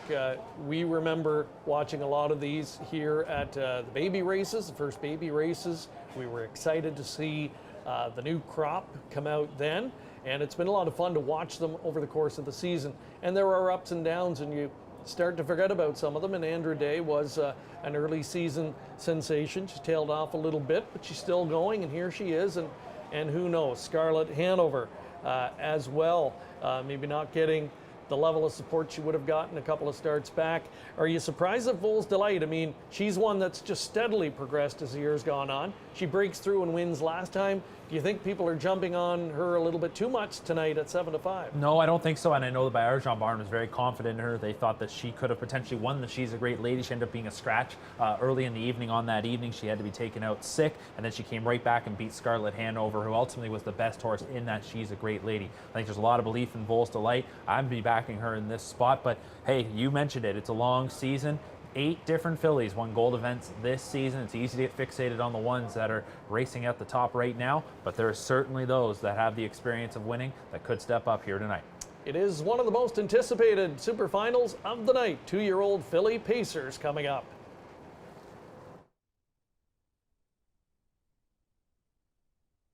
Seventh race field now lining up in behind the gate. We've got a group of 9 as 2-year-old pacing fillies are next in their Ontario Saturday Stakes Super Final. Public flocking to 7 Vols Delight, the 4-5 choice in this one for trainer Ben Béarchamp and teamster Sylvain Filion. Now up to even money on the 7, also even money on the 5 Scarlet Hanover. It's post time for the 7th race. Here they come. They're often pacing, driving out fast down the center. Alumni Sealster, joined outside by Scarlet Hanover. Even wider is Andra Day, pedal to the metal, powering up out of there. 3 fillies across the racetrack as they cross the line, time 1. Center of the racetrack, Scarlet Hanover presses on here for Hensley, trying to clear and does so. Back into second, Alumni Sealster. Andra Day at long odds, powers up on the outside from in third. So here's Andra Day on the outside, really getting roughed up. They are sprinting 26-3 that opening quarter, and as they go to the backstretch, it is Andra Day involved in a wicked early sprint battle. Andra Day crosses over, clears to the front. Hensley back in that pocket spot. Scarlet Hanover's body language says she's coming back out here for a pocket pop, and it's Scarlet Hanover rushing up now to engage Andra Day, and she'll sprint on by. Filion Adeptly is on the move now. Vols Delight is coming on to challenge. She'll go right after Scarlet Hanover's got no other option than to let her go off of 55 1/2. They race into the final turn, and Vols Delight sweeps to the lead. Andra Day had issues. She's in that safety lane there as she scrambled for some safe real estate. They go to 3/4 next, and it's Vols Delight up front. Back into second is Scarlet Hanover. 2 lengths back to Game of Shadows. Then outside is Best Keepsake. Traveling back into 5th, Postscript. 6th outside, Twin Bee Sunkiss. 7th, City by the Bay. Plummeting through the field is Alumni Sealster, just as her stablemate did. 3/4 in 1:23, and they travel to 3/4. Vols Delight the one to catch. It's Vols Delight up front by a length. Second outside, Scarlet Hanover. Now third outside is Best Keepsake, and Game of Shadows 4th. They're into the final 1/8 of the mile. Vols Delight trying to hang tough here as she's tired late. Here outside is Scarlet Hanover trying to get to her. Vols Delight, Scarlet Hanover, these two battle all the way down this Mohawk Park stretch. And on the outside, Scarlet Hanover. Scarlet Hanover gets the upper hand. An absolutely ginormous performance by that filly to win. 152 1. She was under the gun every step of the way and was still that much the best.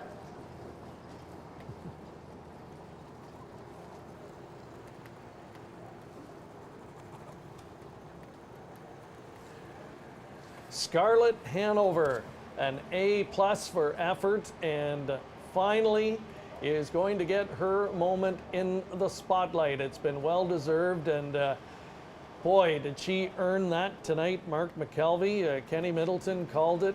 She was under the gun pretty much start to finish, used multiple times, and had to dig deep to get her nose in front of a dead game Vols Hanover. And right about here, you could tell this filly just wanted to get there, and that's a characteristic that really can't be taught. They either have it or they don't. Absolutely, that was gritty. How many moves can you make in a mile and then keep on coming and just continue to dig and grind away? And Vols Delight didn't want to give it up. She just battled, and she battled her heart as well, but she's just going to come up a little bit short as Scarlet Hanover refused to be denied, and that's got to feel really good for the Hensleys, considering where they were just a few weeks ago with that disqualification that She's a Great Lady. And ultimately, there was a reason this filly was sent up here by Team Burke. It was to compete in the OSS. Of course, there are those Grand Circuit races, but primarily, she was a gold filly, and she is the gold super final champion. So Vols Delight, really good effort, an effort that maybe deserved a better result ultimately, but she will have to settle for the deuce tonight. Best Keepsake, a solid third from that trailing position. And City by the Bay, the stablemate of the winner, she finished up perhaps livest of all, running up on the backs of the top couple of horses coming to the wire, and she's 4th and one to watch for in future events as well. But Scarlet Hanover, just for the filly herself, it's nice to see her finally get her due tonight. It's been a hard luck season, but when push comes to shove, she has been one of the very best fillies in the sport. She has, and it's just been an incredible campaign. 6 wins as mentioned, and gets $125,000 here tonight. That's going to go on top of the $253 she already had banked. Just imagine what those earnings could have been had she not been placed in the She's a Great Lady. This filly, she is tough. And remember back to the She's a Great Lady and all the back and forth that Andrew McCarthy was doing coming down the lane, just trying desperately to find some racing room, stopping and starting, and yet she came on here tonight. you know, blasting out of there, coming back around, then all of a sudden back in second, and then coming back in the lane. I mean, that is just one of the best performances we've seen in quite some time from a 2-year-old pacing filly here locally. One of the all-time great stallions, and it's really an honor to have a stallion like that in Ontario. Bettor's Delight leading the way in the OSS on the pacing side again in 2020. And look at this final. 3 of the top 4 finishers sired by Bettor's Delight. The other one is a Better Than Cheddar. Of course, the son of Bettor's Delight as well. So his stamp all over this 2-year-old filly pace final this season. Ed Hensley with the drive. He's back in the driver's seat tonight. And, you know, he's a guy that we don't see driving a lot of horses here compared to some of the other regulars, but for many, many years out in Western Canada and the California circuit, he was always a top reinsman out there. Not shocking to see him come to Ontario and fit right in. No, no doubt about that, and 5,800 wins in his career. So he knows a thing or two about this, and just delivers here tonight. And he knew what that filly had. He and his wife Ashley, they know this filly inside out, and they talked about her being a little quirky, and she is a fighter. There's no doubt about that. It'll be interesting to see if that's how he mapped out the trip. I'm sure he was hoping it wouldn't be as challenging as it was. She does deliver as the even money favorite, $390 on the win. There's a look at Team Hensley celebrating the spoils, posing with the winner's trophy, the beautiful OSS trophies. I've been impressed with the hardware tonight, Mark. The swag, nice job by the OSS this year. And Ed just getting back into position here, and he'll be joining Chad Rosema for some winning comments here in a moment. So we'll get set and throw it over trackside next.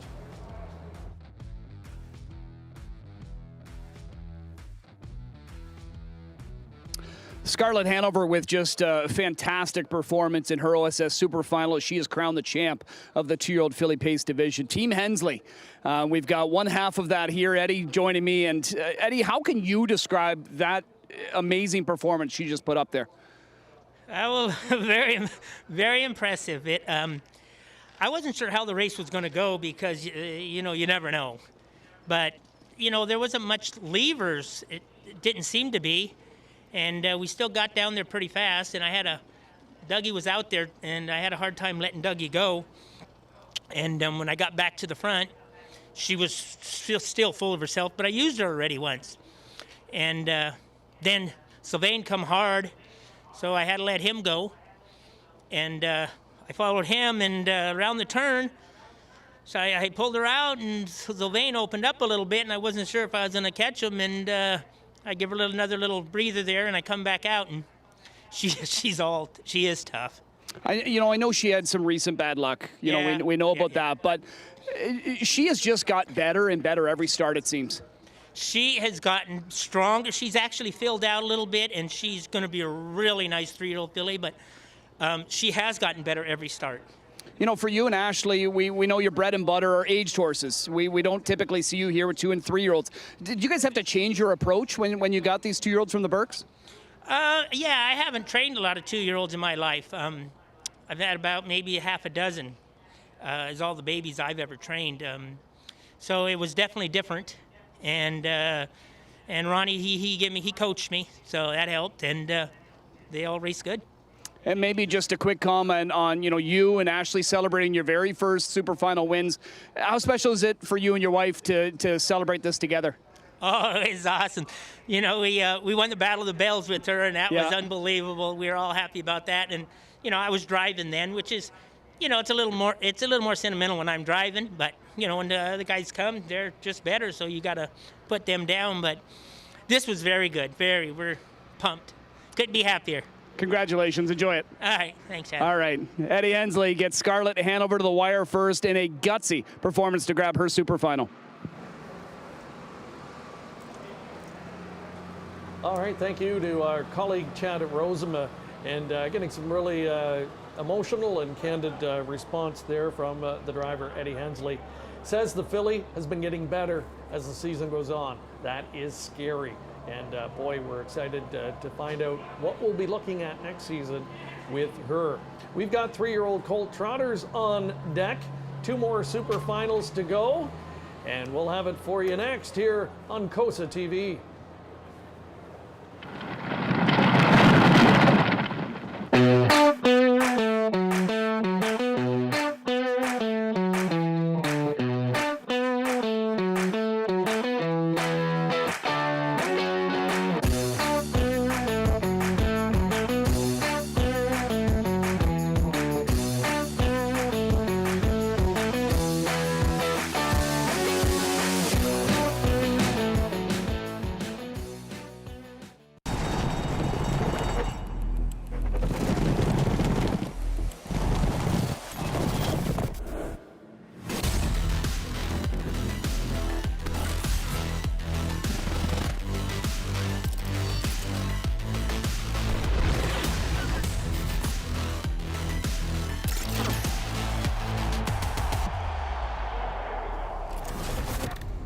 Dark Horse. Download the app today.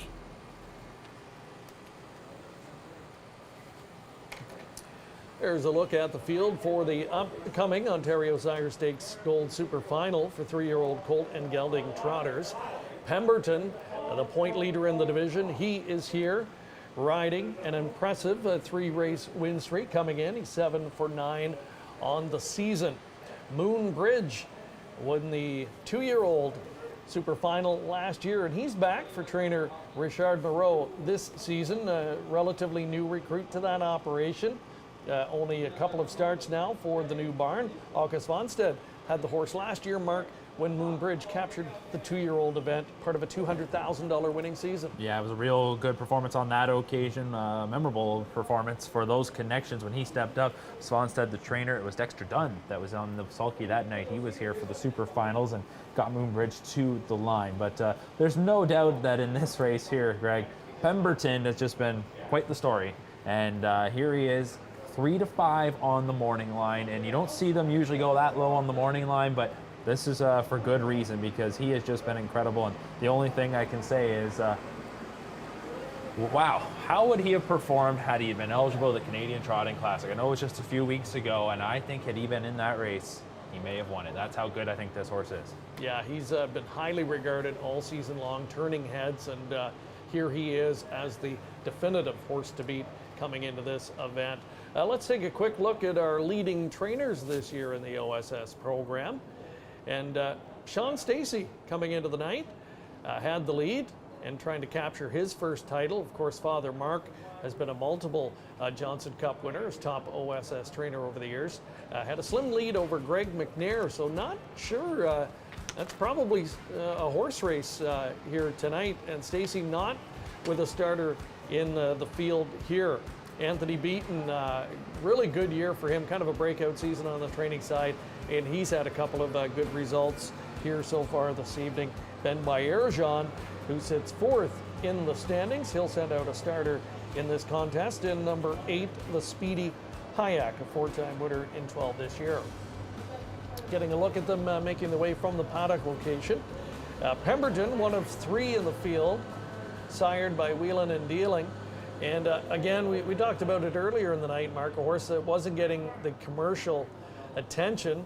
So the connections decided, hey, let's try a unique promotion to try and lure some brood mares and some breeding, and it's paid off. Here he is with 3 really nice horses in the Super Final. Yeah, and that's the thing. You know, for some of these sires, what it takes is you just got to hit something. And while you might not be getting that kind of popularity over a few seasons, hey, now all of a sudden you try a new approach, you hit with one that's really been a standout, and it might just start to turn the tide.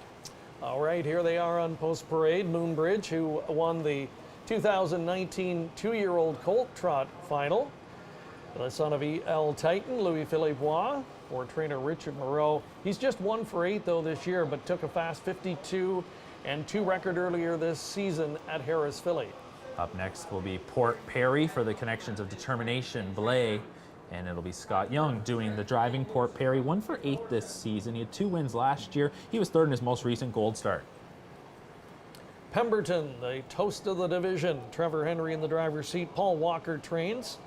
7 for 9 coming in, 238,000 on his card. Here's Simsalabim. He went to the Kentucky Sire Stakes a month ago where he was 4th in their championship. He'll try to improve that performance here tonight in the Ontario final. Hot Wheels is number 5, Jody Jameson. He's had a couple of super final wins under his belt this evening. Wife Stephanie co-owns with Jody and does the training.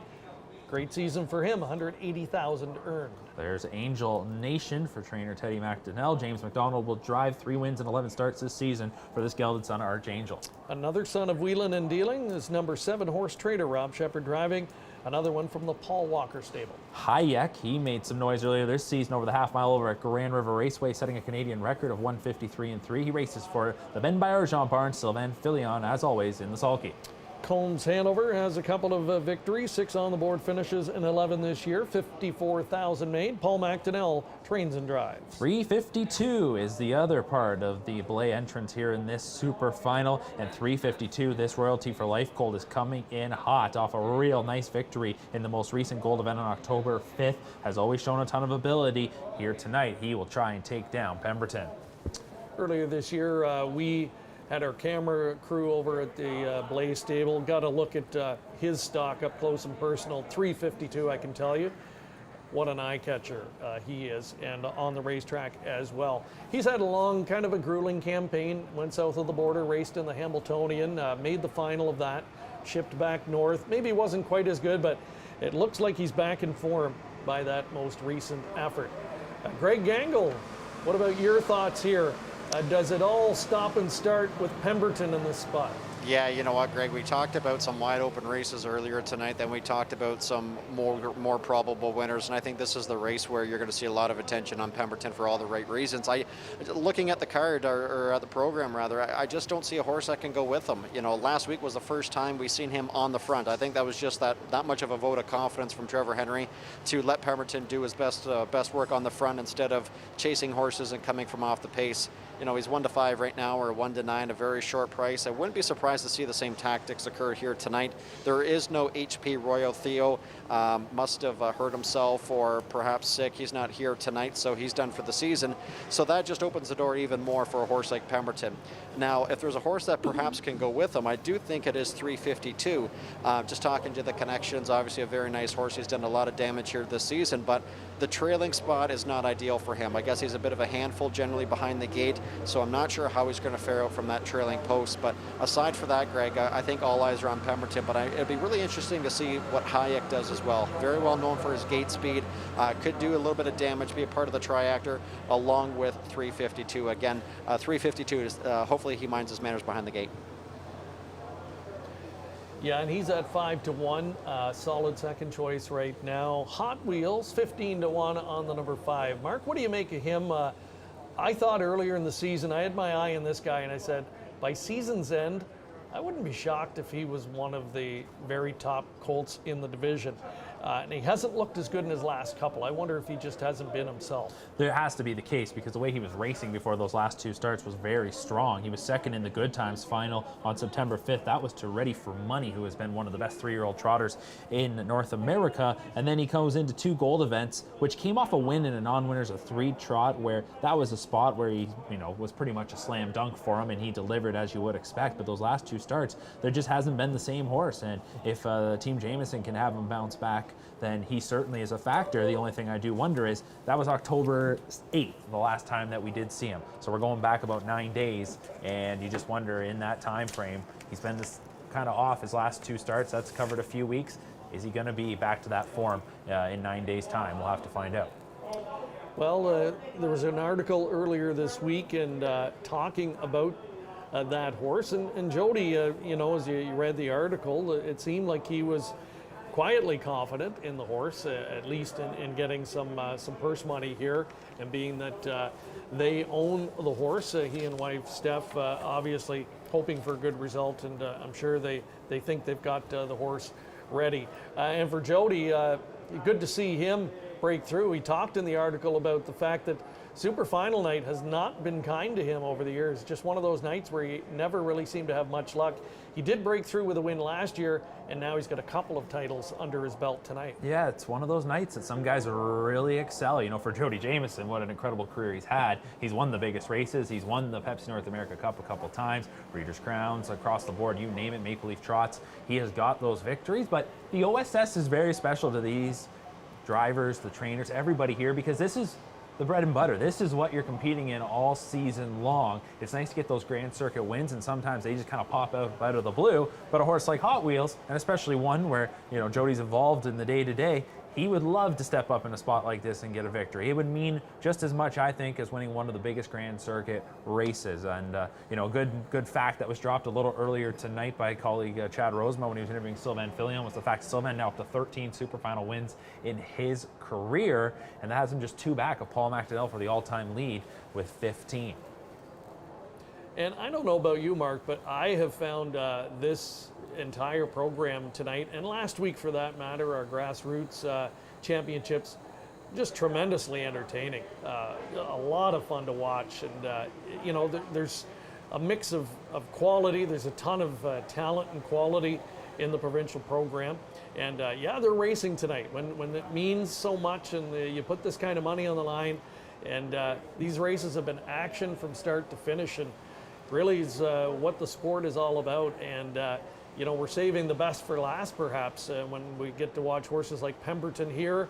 We'll look ahead to tattoo artist Beaumont Hanover and others in the finale. So it's been a lot of fun. It's been a real treat for us tonight to be here live, and it doesn't hurt when you get this kind of perfect weather and track conditions to play on at this time of year. That's what you want. This time of the year can be completely unpredictable. I don't have to tell anybody that. They know that.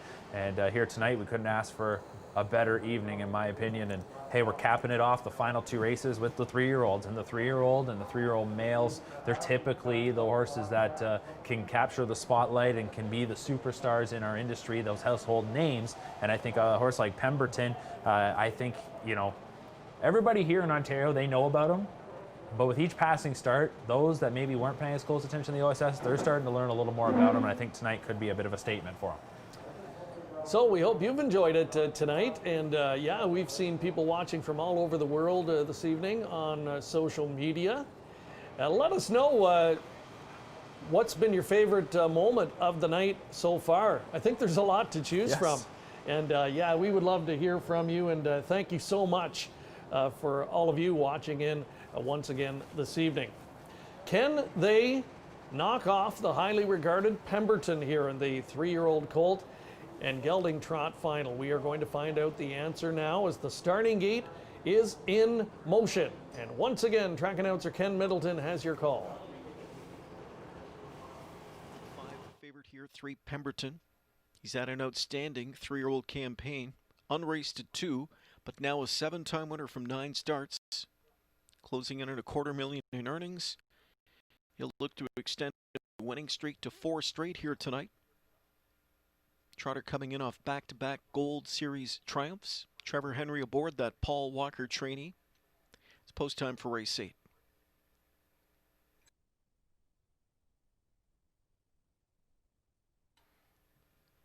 Eighth race field, full group of 10. Ready for the super final. It's the 3-year-old trotting Colt and gelding group. Set for a start. And they're off, and the excitable Hayek is quickest off the switch from the far outs, and he wanted it fast. From the inside is Moonbridge, stepping out with him. In behind them in third is Port Perry. Pemberton floating off the gate into fourth, fifth inside 352, sixth in traffic Hot Wheels, seventh at the rail is Sim Salabim. Overland eighth, Angel Nation, ninth is Horse Trader. Early trailer Combs Hanover back into 10th. Trotters get sorted out going into that turn. Long shot leader Hayek over Moonbridge, then Port Perry. Favored Pemberton is fourth, studying the speed, 27-1 speed in front of him. As they move to the backstretch, Henry is going to move. Pemberton on the attack right now out of fourth. He's quickly into third, now into second, and coming right up after Hayek, who's the leader, up to 3/8. Hayek at the inside, Pemberton alongside. Pemberton on the outside, whip over his tail as he has launched his way to the front for Henry here in the second quarter. Hayek in the pocket spot now. Moonbridge back to third, trotting fourth inside. There is Port Perry. Overland from in fifth is 352 half and 56-1. Second quarter, 29 flat. The they move into the final turn there, getting bunched up a bit in mid-pack. On that lead, it is Pemberton. Hayek in the pocket spot from second, 3:52, marching first over, third outside. Golden cover outside, fourth enjoyed by Hot Wheels, towed up into it, 3 off the lead. Now inside fifth, Moonbridge, sixth outside on cover, Angel Nation. Seventh buried is Port Perry. Sim Salabim is locked up tight. Final 2 in the field, Combs, Hanover, and Horse Trader. 3/4 of a mile, 1:25 and 1, turning for home. Hot Wheels just blew up, spoiled a second over trip with a break coming off cover. 3/4 in 1:25 and 1. Pemberton is still there. Pemberton by a pair of lengths. Second outside is 3:52, and all 3:52 can do is watch Pemberton trot away, showing his heels to the field in this 3-year-old Colt and gelding trot final. Pemberton again. Pemberton to win the super final, 4 straight for him. A late driving second went to Angel Nation, then 3:52 in 1:52 and 4. Another walk in the park for Pemberton. It puts an exclamation point on the OSS season with this victory tonight, 1:52 and 4. Winning move, Mark, coming in the second quarter, able to get to the lead relatively unstressed, and from there, pretty much a foregone conclusion. Yeah, when he only had to go 29 seconds in that third quarter, you knew it was going to be awfully tough to touch him. 3:52, if there was anybody in the race that you thought might give him a run, it would be him. And with about 1/8 of a mile to go, you just saw the separation in a matter of strides grow out to about 3-4 lengths. And, you know, Pemberton it's just like you can put all these replays back to back to back, and it's just a lot of fun to watch. This is a flawless trotter, and he is super talented. And what a season. Now 8 for 10, and his connections, they will just be thrilled because, again, he was a horse that obviously came onto the scene, a relatively unknown horse that took everybody by storm, not paid into any Grand Circuit type events, so the OSS was the focus. And while there were some breaks in his schedule at times, this OSS down the stretch for him was basically his own personal playground. Absolutely, and that'll bolster his seasonal earnings to a little over $350,000 now. And I think what impresses me about him is his gait. A little bit different than other trotters you see, other top trotters. He's got the head down, and he's just so slick-gaited and covers the ground so easily. And while others appear to be working harder than he is at his task, and there he is for the 8th time this season, visiting the winner's circle in just 10 trips postward. Congratulations to the connections, Brenda Walker of Owen Sound, Christine Walker of Terra, Paul Walker, the conditioner, long regarded, and the entire Walker family as experts, especially with trotters. They've had tremendous success in the Sire Stakes program over the years. Paul's had many good ones. I don't know if he's ever had one quite this good. Well, Pemberton is something special. I'll tell you right now, Monday morning on the local radio in Owen Sound, the sports update, they always let everyone know how Pemberton did, and I can tell you they'll be passing along some good news on Monday morning. The sports director at the local radio station, Fred Wallace, also been around Hanover Raceway in past years, always covers Pemberton. He had an interview with Paul Walker earlier this week about the horses he was sending out here tonight, and Pemberton does not disappoint for his connections. That's your neck of the woods as well, Mark. Your family from up that way, and you're still doing the play-by-play, right? When there is, if there is hockey again, right? We're in a little bit of standby mode right now. Well, thank goodness we have nights like this and COSA-TV and your other regular duties here at Woodbine Mohawk Park to keep you busy. Congratulations, and Trevor Henry has done a nice job driving this guy all season long as well. Popular winner, Pemberton. He is certainly one of the shining stars of the Ontario Sire Stakes program, and nice to see him cap things off with a win in the super final event. Angel Nation rallied late and picked up his biggest payday of the season, the son of Archangel, with James McDonald enjoying a good night in the super finals. 3:52 holds third. Sim Salabim rallies in between trotters, and he just missed a top 2 finish there. He was a close 4th. He's one that I think you could watch for next year. I like the progression we've seen from him, just kind of quietly, and I wouldn't be shocked to see him step up another level next year. Hey, note that he was 4th in the Kentucky Sire Stakes final, now 4th in the OSS final, so hey, that's a not bad change, really. Absolutely. So there you get prohibitive favored winning, your second choice third. Look at the superfecta return, just a little under $2,000. Some value to be had. And the Exacta, that's a nice one with a 240 winner. Almost $90 the return with 6-to-1 shot. Angel Nation picking up the place spot. So it is it through 7. We've got one more left to go. The main event coming up, the 3-year-old Colt and gelding pace. Just getting set to hear some winning words as we get a look at the connection, celebrating, getting the photo with the win trophy here. That again is a popular ownership group, and the folks in Owen Sound certainly cheering loudly for them tonight. Trevor Henry's getting set to join our colleague Chad Rosema to talk about the trip. Not sure how much there was to it other than steer the horse around and watch him trot away, as Ken Middleton said. Here's Chad standing by.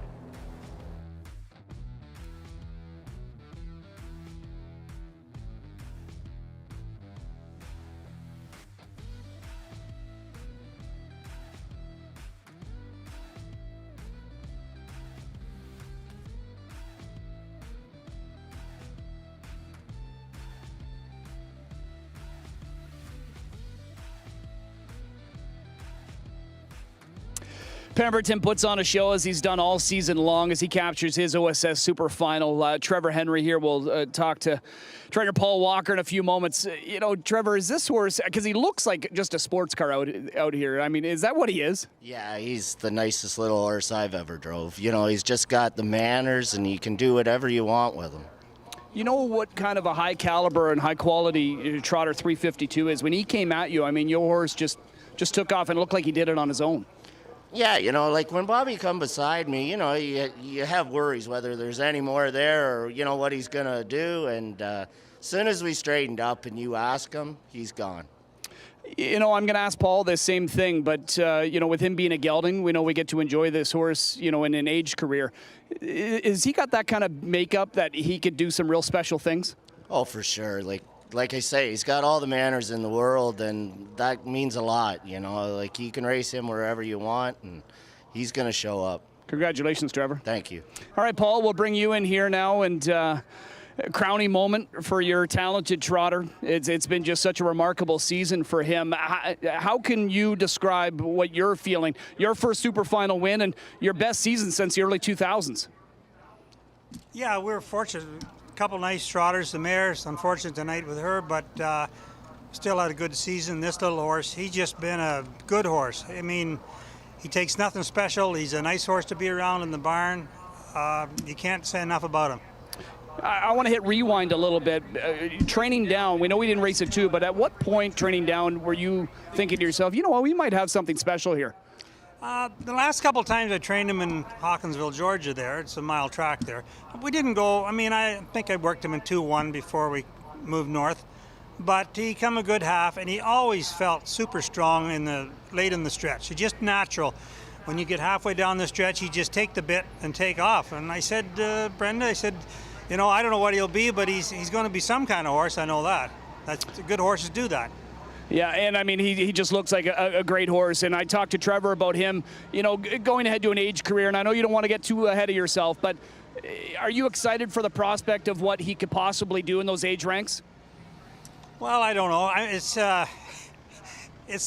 don't know what you'd call it. You kind of worry whether he'll come back and race with aged horses. We're going to give him a good length of time off and take our time coming back and make sure he's as strong as he can be, and we'll go from there. Well, we appreciate you having him out here. He's been a lot of fun to watch. Congratulations. Enjoy the win. Yeah, thank you very much. All right, there's Paul Walker. Pemberton in 152-4 crushes in his OSS Super Final. So again, Paul Walker, a real classy guy and a long string of success here in Ontario, but maybe never one this good as Pemberton, and you can sense that excitement. And boy, we hope he has a great off season, and we really look forward to watching him in the older ranks in 2021. Well, we've got the main event coming up next. It is the 3-year-old Colt and gelding pace. We'll have it for you next when COSA-TV returns.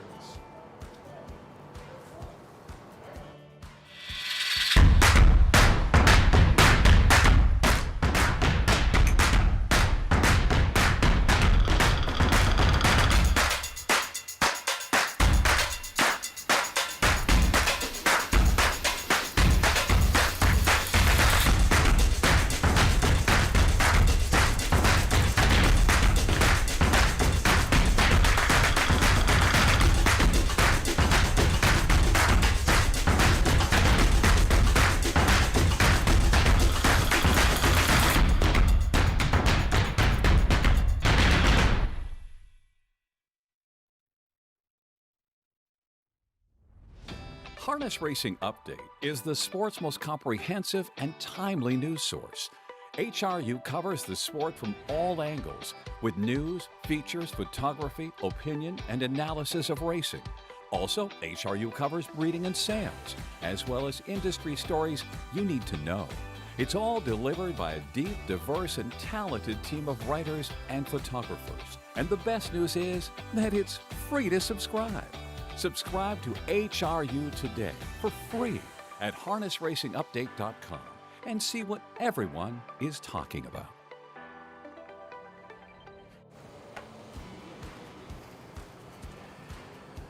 One more OSS Super Final trophy to give out tonight. 3-year-old Colt and gelding pace the Glamour Boy division. It's coming up next year in race number 9. And there's a look at the field. Tattoo artist, the point leader. He has had an exceptional campaign this season. He's got the outside post to try and navigate tonight to put the finishing touches on what has been a brilliant OSS campaign. Earlier this week, we took a trip to the farm to meet tattoo artist in person. Hi, I'm Dr. Ian Moore, and I have tattoo artist in to go here tonight in the super final at Mohawk. Tattoo artist and McClure. They're using this shot on the going on by for the victory here in Ontario Sire Stakes Gold. Tattoo artist started the year with high expectations from myself and the crew and the owners as well. And he's fulfilled all those expectations and perhaps even a little bit more as the season has gone on. He's got to be a really nice 3-year-old, just fantastic around the barn and on the track every day, and we just love having him. Around the barn, he's a very pleasant horse, and he is on the track as well.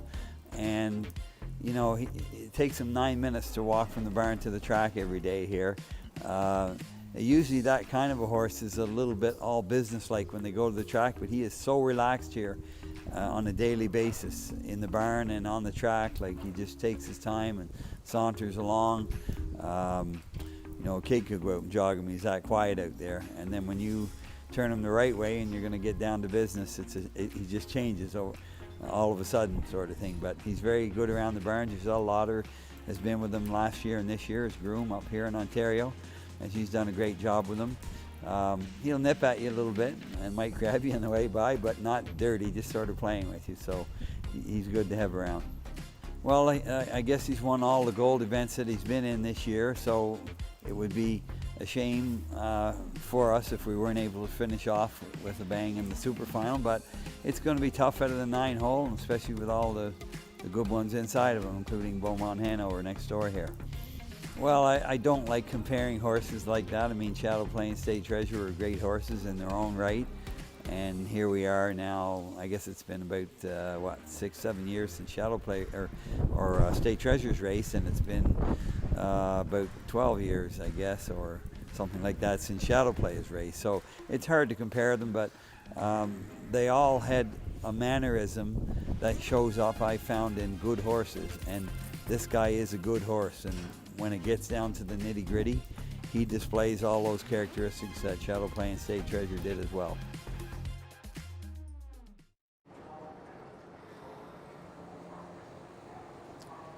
Well, if anyone knows a good horse, it should be Ian Moore. He's had plenty of them, world-class horses, in fact, and there is Tattoo Artist, who he says is one of those really good horses, and that has been the case this year. 610,000 made. Mark, earlier in the year, and we've been candid about this in recent weeks, we did not, as we looked out over the course of a long season, anticipate he'd be here at this point and still in this kind of form. That's exactly what we thought. You know, months ago when he first came out and busted back onto the scene after a real good 2-year-old campaign, he just looked hot under the collar. He was a handful. It seemed that he was one of those one-dimensional horses that would blast out of there and then, you know, just continue to motor along. You wondered how long he could continue to go like that, and here we are, super final, and he hasn't stopped yet. This is a real special horse that Dr. Ian Moore has. It's been a big night for Stallion Bettor's Delight. There's one of his sons in the field here, Indictable Hanover. And earlier this week, there was a good article that came out where Casey Coleman talked about the fact that he had that injury that he has had to overcome. And he's playing a bit of a game of catch-up, but She's been very high on the horse all along. She's not sure if he's, quite at the point where he's ready to tackle and beat Tattoo Artist, Beaumont, Hanover, and the like. What do you think? Well, I think they have to feel really good when he came back in that second start off the shelf and posted the victory. That was a week ago here at Mohawk Park. It was a good win, a back half in 54 and a piece, but you just don't know. You just don't know with him, right? He's shown early on in those first few starts like he had the makings of something special, then the time off. I think he'll be competitive here tonight. Can he step up and win? I'm not as confident as the betting public. They've got him down to 5-2, but I think they're going off of track record of this barn, knowing that they have horses primed for the big moments, and this horse is something special. Connections have been high on him since day one. One other thing that stands out, Greg, I'm not sure there's ever been a horse compete in a 3-year-old super final with just 8 career starts. But hey, 5 wins and 8 starts, and if he won here tonight, none of us would be shocked. Moment ago, we had a look at Beaumont Hanover, number 4 in the field, Jody Jamieson driving. He already clicked earlier in the night with a Jack Darling pupil named Bulldog Hanover, who couldn't have looked any better. And this guy has enjoyed a stellar campaign as well. Greg Gangle, he's been kind of known as the nemesis, the arch rival, if you will, locally to Tattoo Artist. Hasn't been able to get the better of that rival this season. Could tonight be the night? You know what? Tonight's going to be a battle, Greg, and I think it's going to be a battle to the front, and then who's going to sit behind Tattoo Artist. I think that's what it's going to come down to. Who can benefit from the trip? Because Tattoo Artist, everybody knows the horse is so handy. He obviously is going to leave out from the outside post. Where does he land? Does he land 3rd, 4th, and 5th and then remove to the front, or does he go straight to the front? Just looking at the odds board right now, I was quite surprised actually to see 5-2, now 3-1 on Indictable Hanover. I thought that, this is a big step up. The horse was racing non-winners at 3, now he's coming into a super final.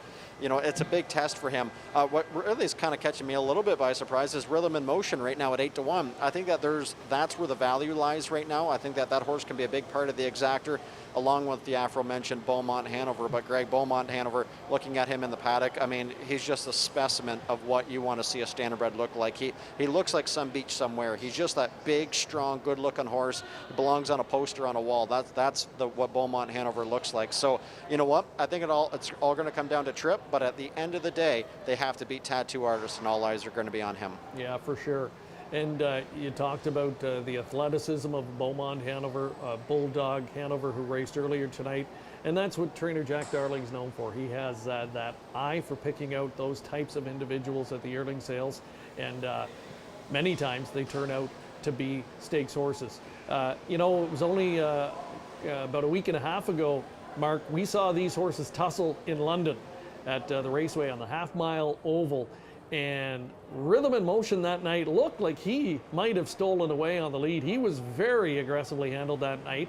But Tattoo Artist overcame a tough trip and was able to beat him. So Rhythm in Motion, does that race help him or take a bit out of him for tonight? What do you think? I'm leaning towards maybe taking a little bit out of him. They took their shot. It almost felt like that was their super final. They thought on a half, maybe this is the night we can get Tattoo Artist, and they threw everything out the wall to try and beat him. For Tattoo Artist, Dr. Ian Moore said right after the race, he's had a tough time trying to keep him on the sharp, keep him right on the top of his game when he's not racing every single week. He thinks he'll be even better tonight, having had that start. And last week, that was the first time we'd seen any type of race like that for Tattoo Artist, and he still overcame it. I think he's a special horse. For me, Rhythm in Motion, I can understand him being 9-1. I think they took their best shot last week, but hey, it all comes down to trip, like Greg admitted, and I think with that inside post, Rhythm in Motion could get away well. And hey, Sylvain Filion already with the win here tonight. But ultimately, it's Tattoo Artist's race, and I'm going to expect to see him right to the front.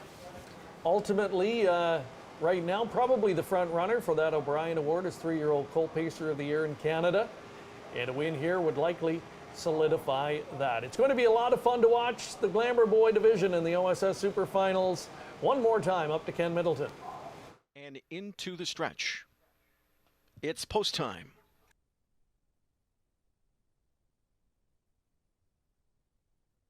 Ninth race field picks up speed. Here they come. They're off and pacing, leaving hard at the inside is Rhythm in Motion. Far outside is Tattoo Artist now as McClure does in fact ring his bell. Right to the front goes Tattoo Artist, blazing early speed from him. Drop to pocket went Rhythm in Motion, away neatly third. There's Beaumont Hanover, a left out there fourth, Denali Sealster, and backed off into fifth. There travels Indictable Hanover. Sixth away at the rail, Beach Blanket Book, a left out there. Springbridge Jim is seventh. Eighth inside, Night Watchman trailing. On it to ninth, quarter speed 26 and 1. Tattoo Artist will try and tap the brakes now. Back into second, Rhythm in Motion. Beaumont Hanover third. Here outside, Denali Sealster just sitting out there from in fourth, not advancing. Back into fifth now, Indictable Hanover. Further back we go, sixth to the rail. There's Beach Blanket Book. Seventh and Overland is Night Watchman. Further back we go to a starting up Springbridge Jim. And trailing at the rail is On a Toe. Field across the backstretch, coming to the midway point. They're there, 54 and 4, traveling into the final turn. And on the lead, it's Tattoo Artist here. Rhythm in Motion in the pocket spot. Denali Sealster on the outside, third, back into fourth. There tracks Beaumont Hanover. Cover fifth enjoyed by Night Watchman, sixth inside Indictable Hanover, seventh Overland is Springbridge Jim. Then it's back to Beach Blanket Book and On a Toe, three-quarter bound. Tattoo Artist leads the way. McClure continues to back into them here. Rhythm in Motion in the pocket spot, twisting, turning. Denali Sealster on the outside, just in the road from third, three-quarters and 123 and 2, and they're into the stretch now. Tattoo Artist, he'll turn on the jets and try and sprint away here from Rhythm in Motion. Rhythm in Motion with a pocket pop late now, coming after Tattoo Artist. Tattoo Artist on the inside. His body language says he's had enough tonight. On the outside comes Rhythm in Motion, roaring by. Rhythm in Motion rolls right on by now. Late speed from Beaumont Hanover. Rhythm in Motion turning a two-hole trip into a super final score. In 150 and 1, the Glamour Boy division to Rhythm in Motion. The pocket rocket prevails. Well, we didn't see that one working out exactly like that. It really comes down to just a final quarter sprint. And Tattoo Artist, Mark, maybe that not ideal for him at this point in the season.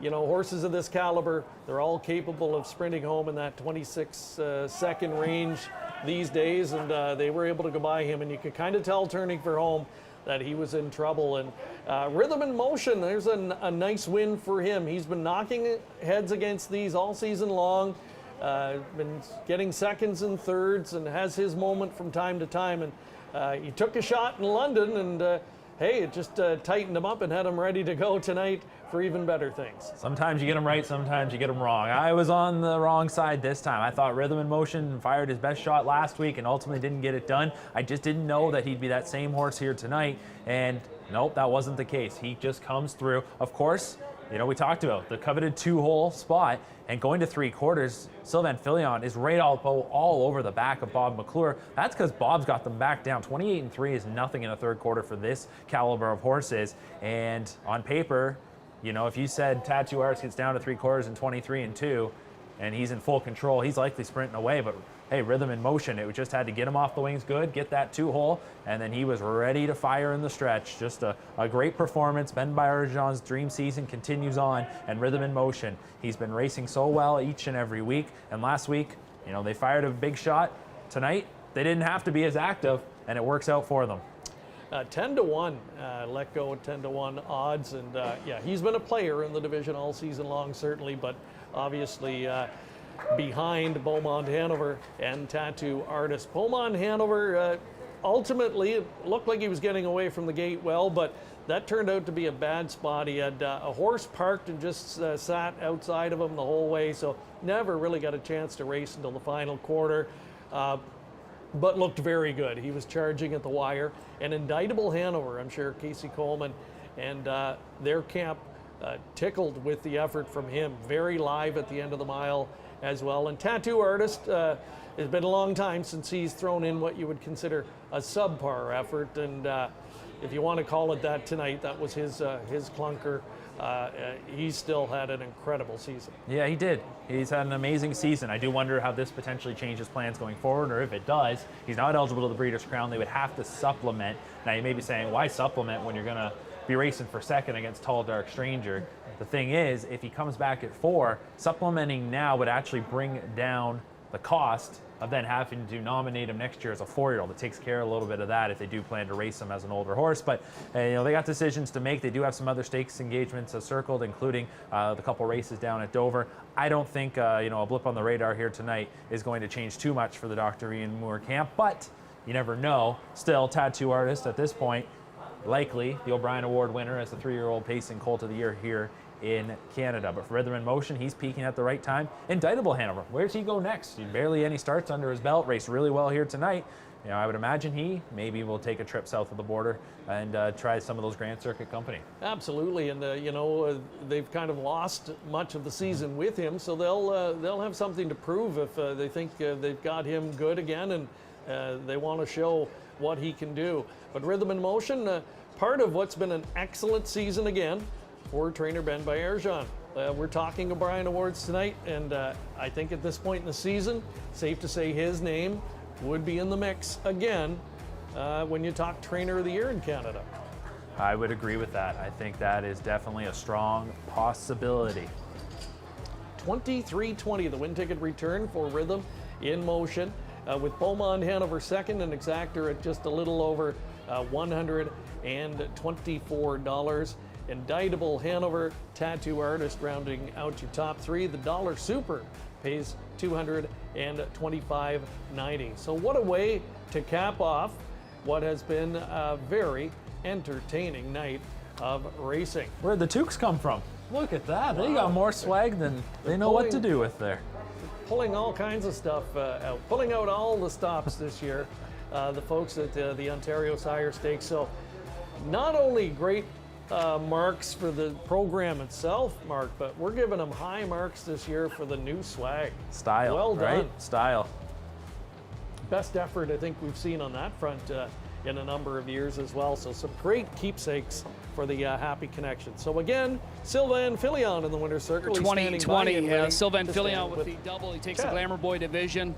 Oh, what a big effort here, Rhythm in Motion. What a time for this guy to get his first OSS victory. Yeah, I know. He's been racing against tattoo artists all year, and he was tough to follow. And I think my horse is getting better, and maybe Tattoo's getting a little tired. So it was perfect for me. And you always just seem to get him in those great trips. Do you not feel like this is a horse that should be sitting here with a few wins? Well, absolutely. He's got the speed, he's got the engine. But you know what? I'm just happy the way he raced tonight. He was just awesome tonight. How do you sum up your night? Oh, it's great. I just want to say congratulations to Ben and his team. They did a great job all year. Congrats. Thank you. All right, Ben, we'll bring you in here. Going into this race, Ben, what gave you the hope that you could turn the tables on these big colts? Well, if you're not in the race, you cannot turn the table. He was in the race, and he's been racing real good the last month and a half. And last week was a great mile in the Western Fair. We got him in gear, then he was grabby a little too much, though.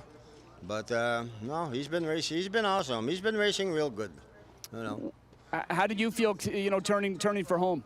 I felt real good in the last turn. Really, I did. Yeah. I thought he was good. I kind of like that Bobby was putting the brake and waiting for somebody. I don't know who he was waiting for, but I guess it was me. Worked out for you. It worked out perfect. 123 and 2, I was happy. Yeah. Because these type of fraction that you don't need to really get after him to keep up. Yeah. When they go 121 and stuff like that, it suck his guts out too a little bit. So, but he was real good at the 3/4, and he came out of the race good. I even told Sylvain on Monday, I said, that boy came out of the race on last Friday in Western Fair full of himself. So I was anxious to race tonight, and we had a good draw, and he's very versatile. Yeah. You can do. Sylvain just let him out there, and I was very pleased that he wasn't grabbing on in the 2 holes, so he was going to finish his mile good. When you leave with him, then he gets grabby, then he don't finish his mile as good, but he was real good tonight. How about a comment on this ownership? You've trained some great horses for them, Santo and Nunzio. This is a homebred for them. Maybe just talk about that relationship. Well, this is a homebred. It's a relation. It's been going on for, I don't know. Sakic Sealster was the first horse. Yeah. And then Racy Gal, the mother of that horse, and I know it's been a great relations, me and Santo and Nunzio, and you know, we all work hard for what we got, and you know, it's a great relation. You know, sometimes they know I don't want to get bothered, and sometimes I know they don't want to get bothered when it goes bad, and we let a couple of days go by, and everything is good. Well, you're having a great year, Yeah. and keep up the good work, continued success. And I know you told me in a recent interview you get grumpy from time to time. Well, this will put a smile on your face. Yeah, it is. It did. Yeah, okay, all right, enjoy it. There's Ben Bergeron, and he gets the upset win in the 3-year-old Colt and Gelding Pace Super Final. That's a wrap on the Super Finals until next year. Still a bunch of great races coming your way here at Mohawk Park. All right, thank you again to Chad Rosema, Monique Vague for their Winter Circle coverage all night long. I don't think I've ever heard Ben Bergeron so animated, and many great quotes from him there tonight. And yeah, we were fooled. We were totally fooled, Mark. We talked about the race in London, and he was so hard used. We thought that might take a little bit out of him tonight. Ben said that just made him better. Amazing, isn't it? These horses, they are quite the machines at times, and Rhythm and Motion just large here tonight. I think Ben Bergeron all season long, there's been a big smile on his face. You're probably not going to wipe it off his face for a little while after that effort. All right, one more time we're going to bring in Greg Gangle. A busy night for you, busy day for you, Greg. You were at the sale earlier this morning. You come here tonight. Wonderful job helping us out with the paddock coverage. What was the highlight or most special moment for you tonight? You know what, guys? Today in general has been great for the industry. You know, we had the win-back yearling sale there in Brampton, then followed by Super.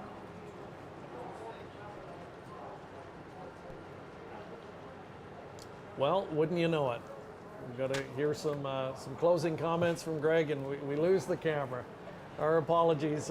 Great job again by Greg, and wonderful to have him helping us out tonight. So I'll ask you the same question. We're going to get back to Greg in a moment. What was your highlight of the night? It was Scarlett Hanover's performance. That to me was one of the greatest performances I can recall in quite some time.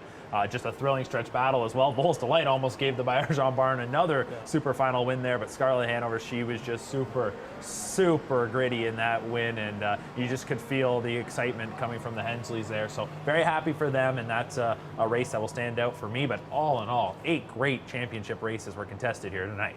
And how about the dead heat in race number 3 earlier? Bulldog Hanover, sensational victory. Greg Gangle, I think we've got him back with us again. So, Greg, we'll ask you that question one more time. What was your highlight?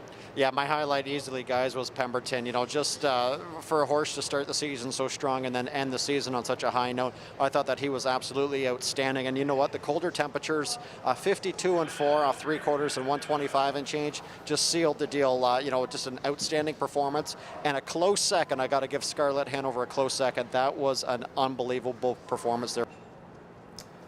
Absolutely. The stars certainly did come to play tonight. A very entertaining 2020 edition of the Ontario Sire Stakes Super Finals. And again, so glad that you were able to tune in tonight wherever you were watching. It's been a lot of fun to provide these shows to you all season long. Only one left to go, and that is coming up in a few weeks' time into the month of November for the SPOA Finals here at Woodbine Mohawk Park in mid-November, on November the 14th to be exact. So a big thank you again to the Central Ontario Standardbred Association, COSA, for making these shows possible all season long. We certainly hope you've enjoyed it. Can't wait to see you one more time on November the 14th. Thanks for tuning in and enjoy the rest of your weekend.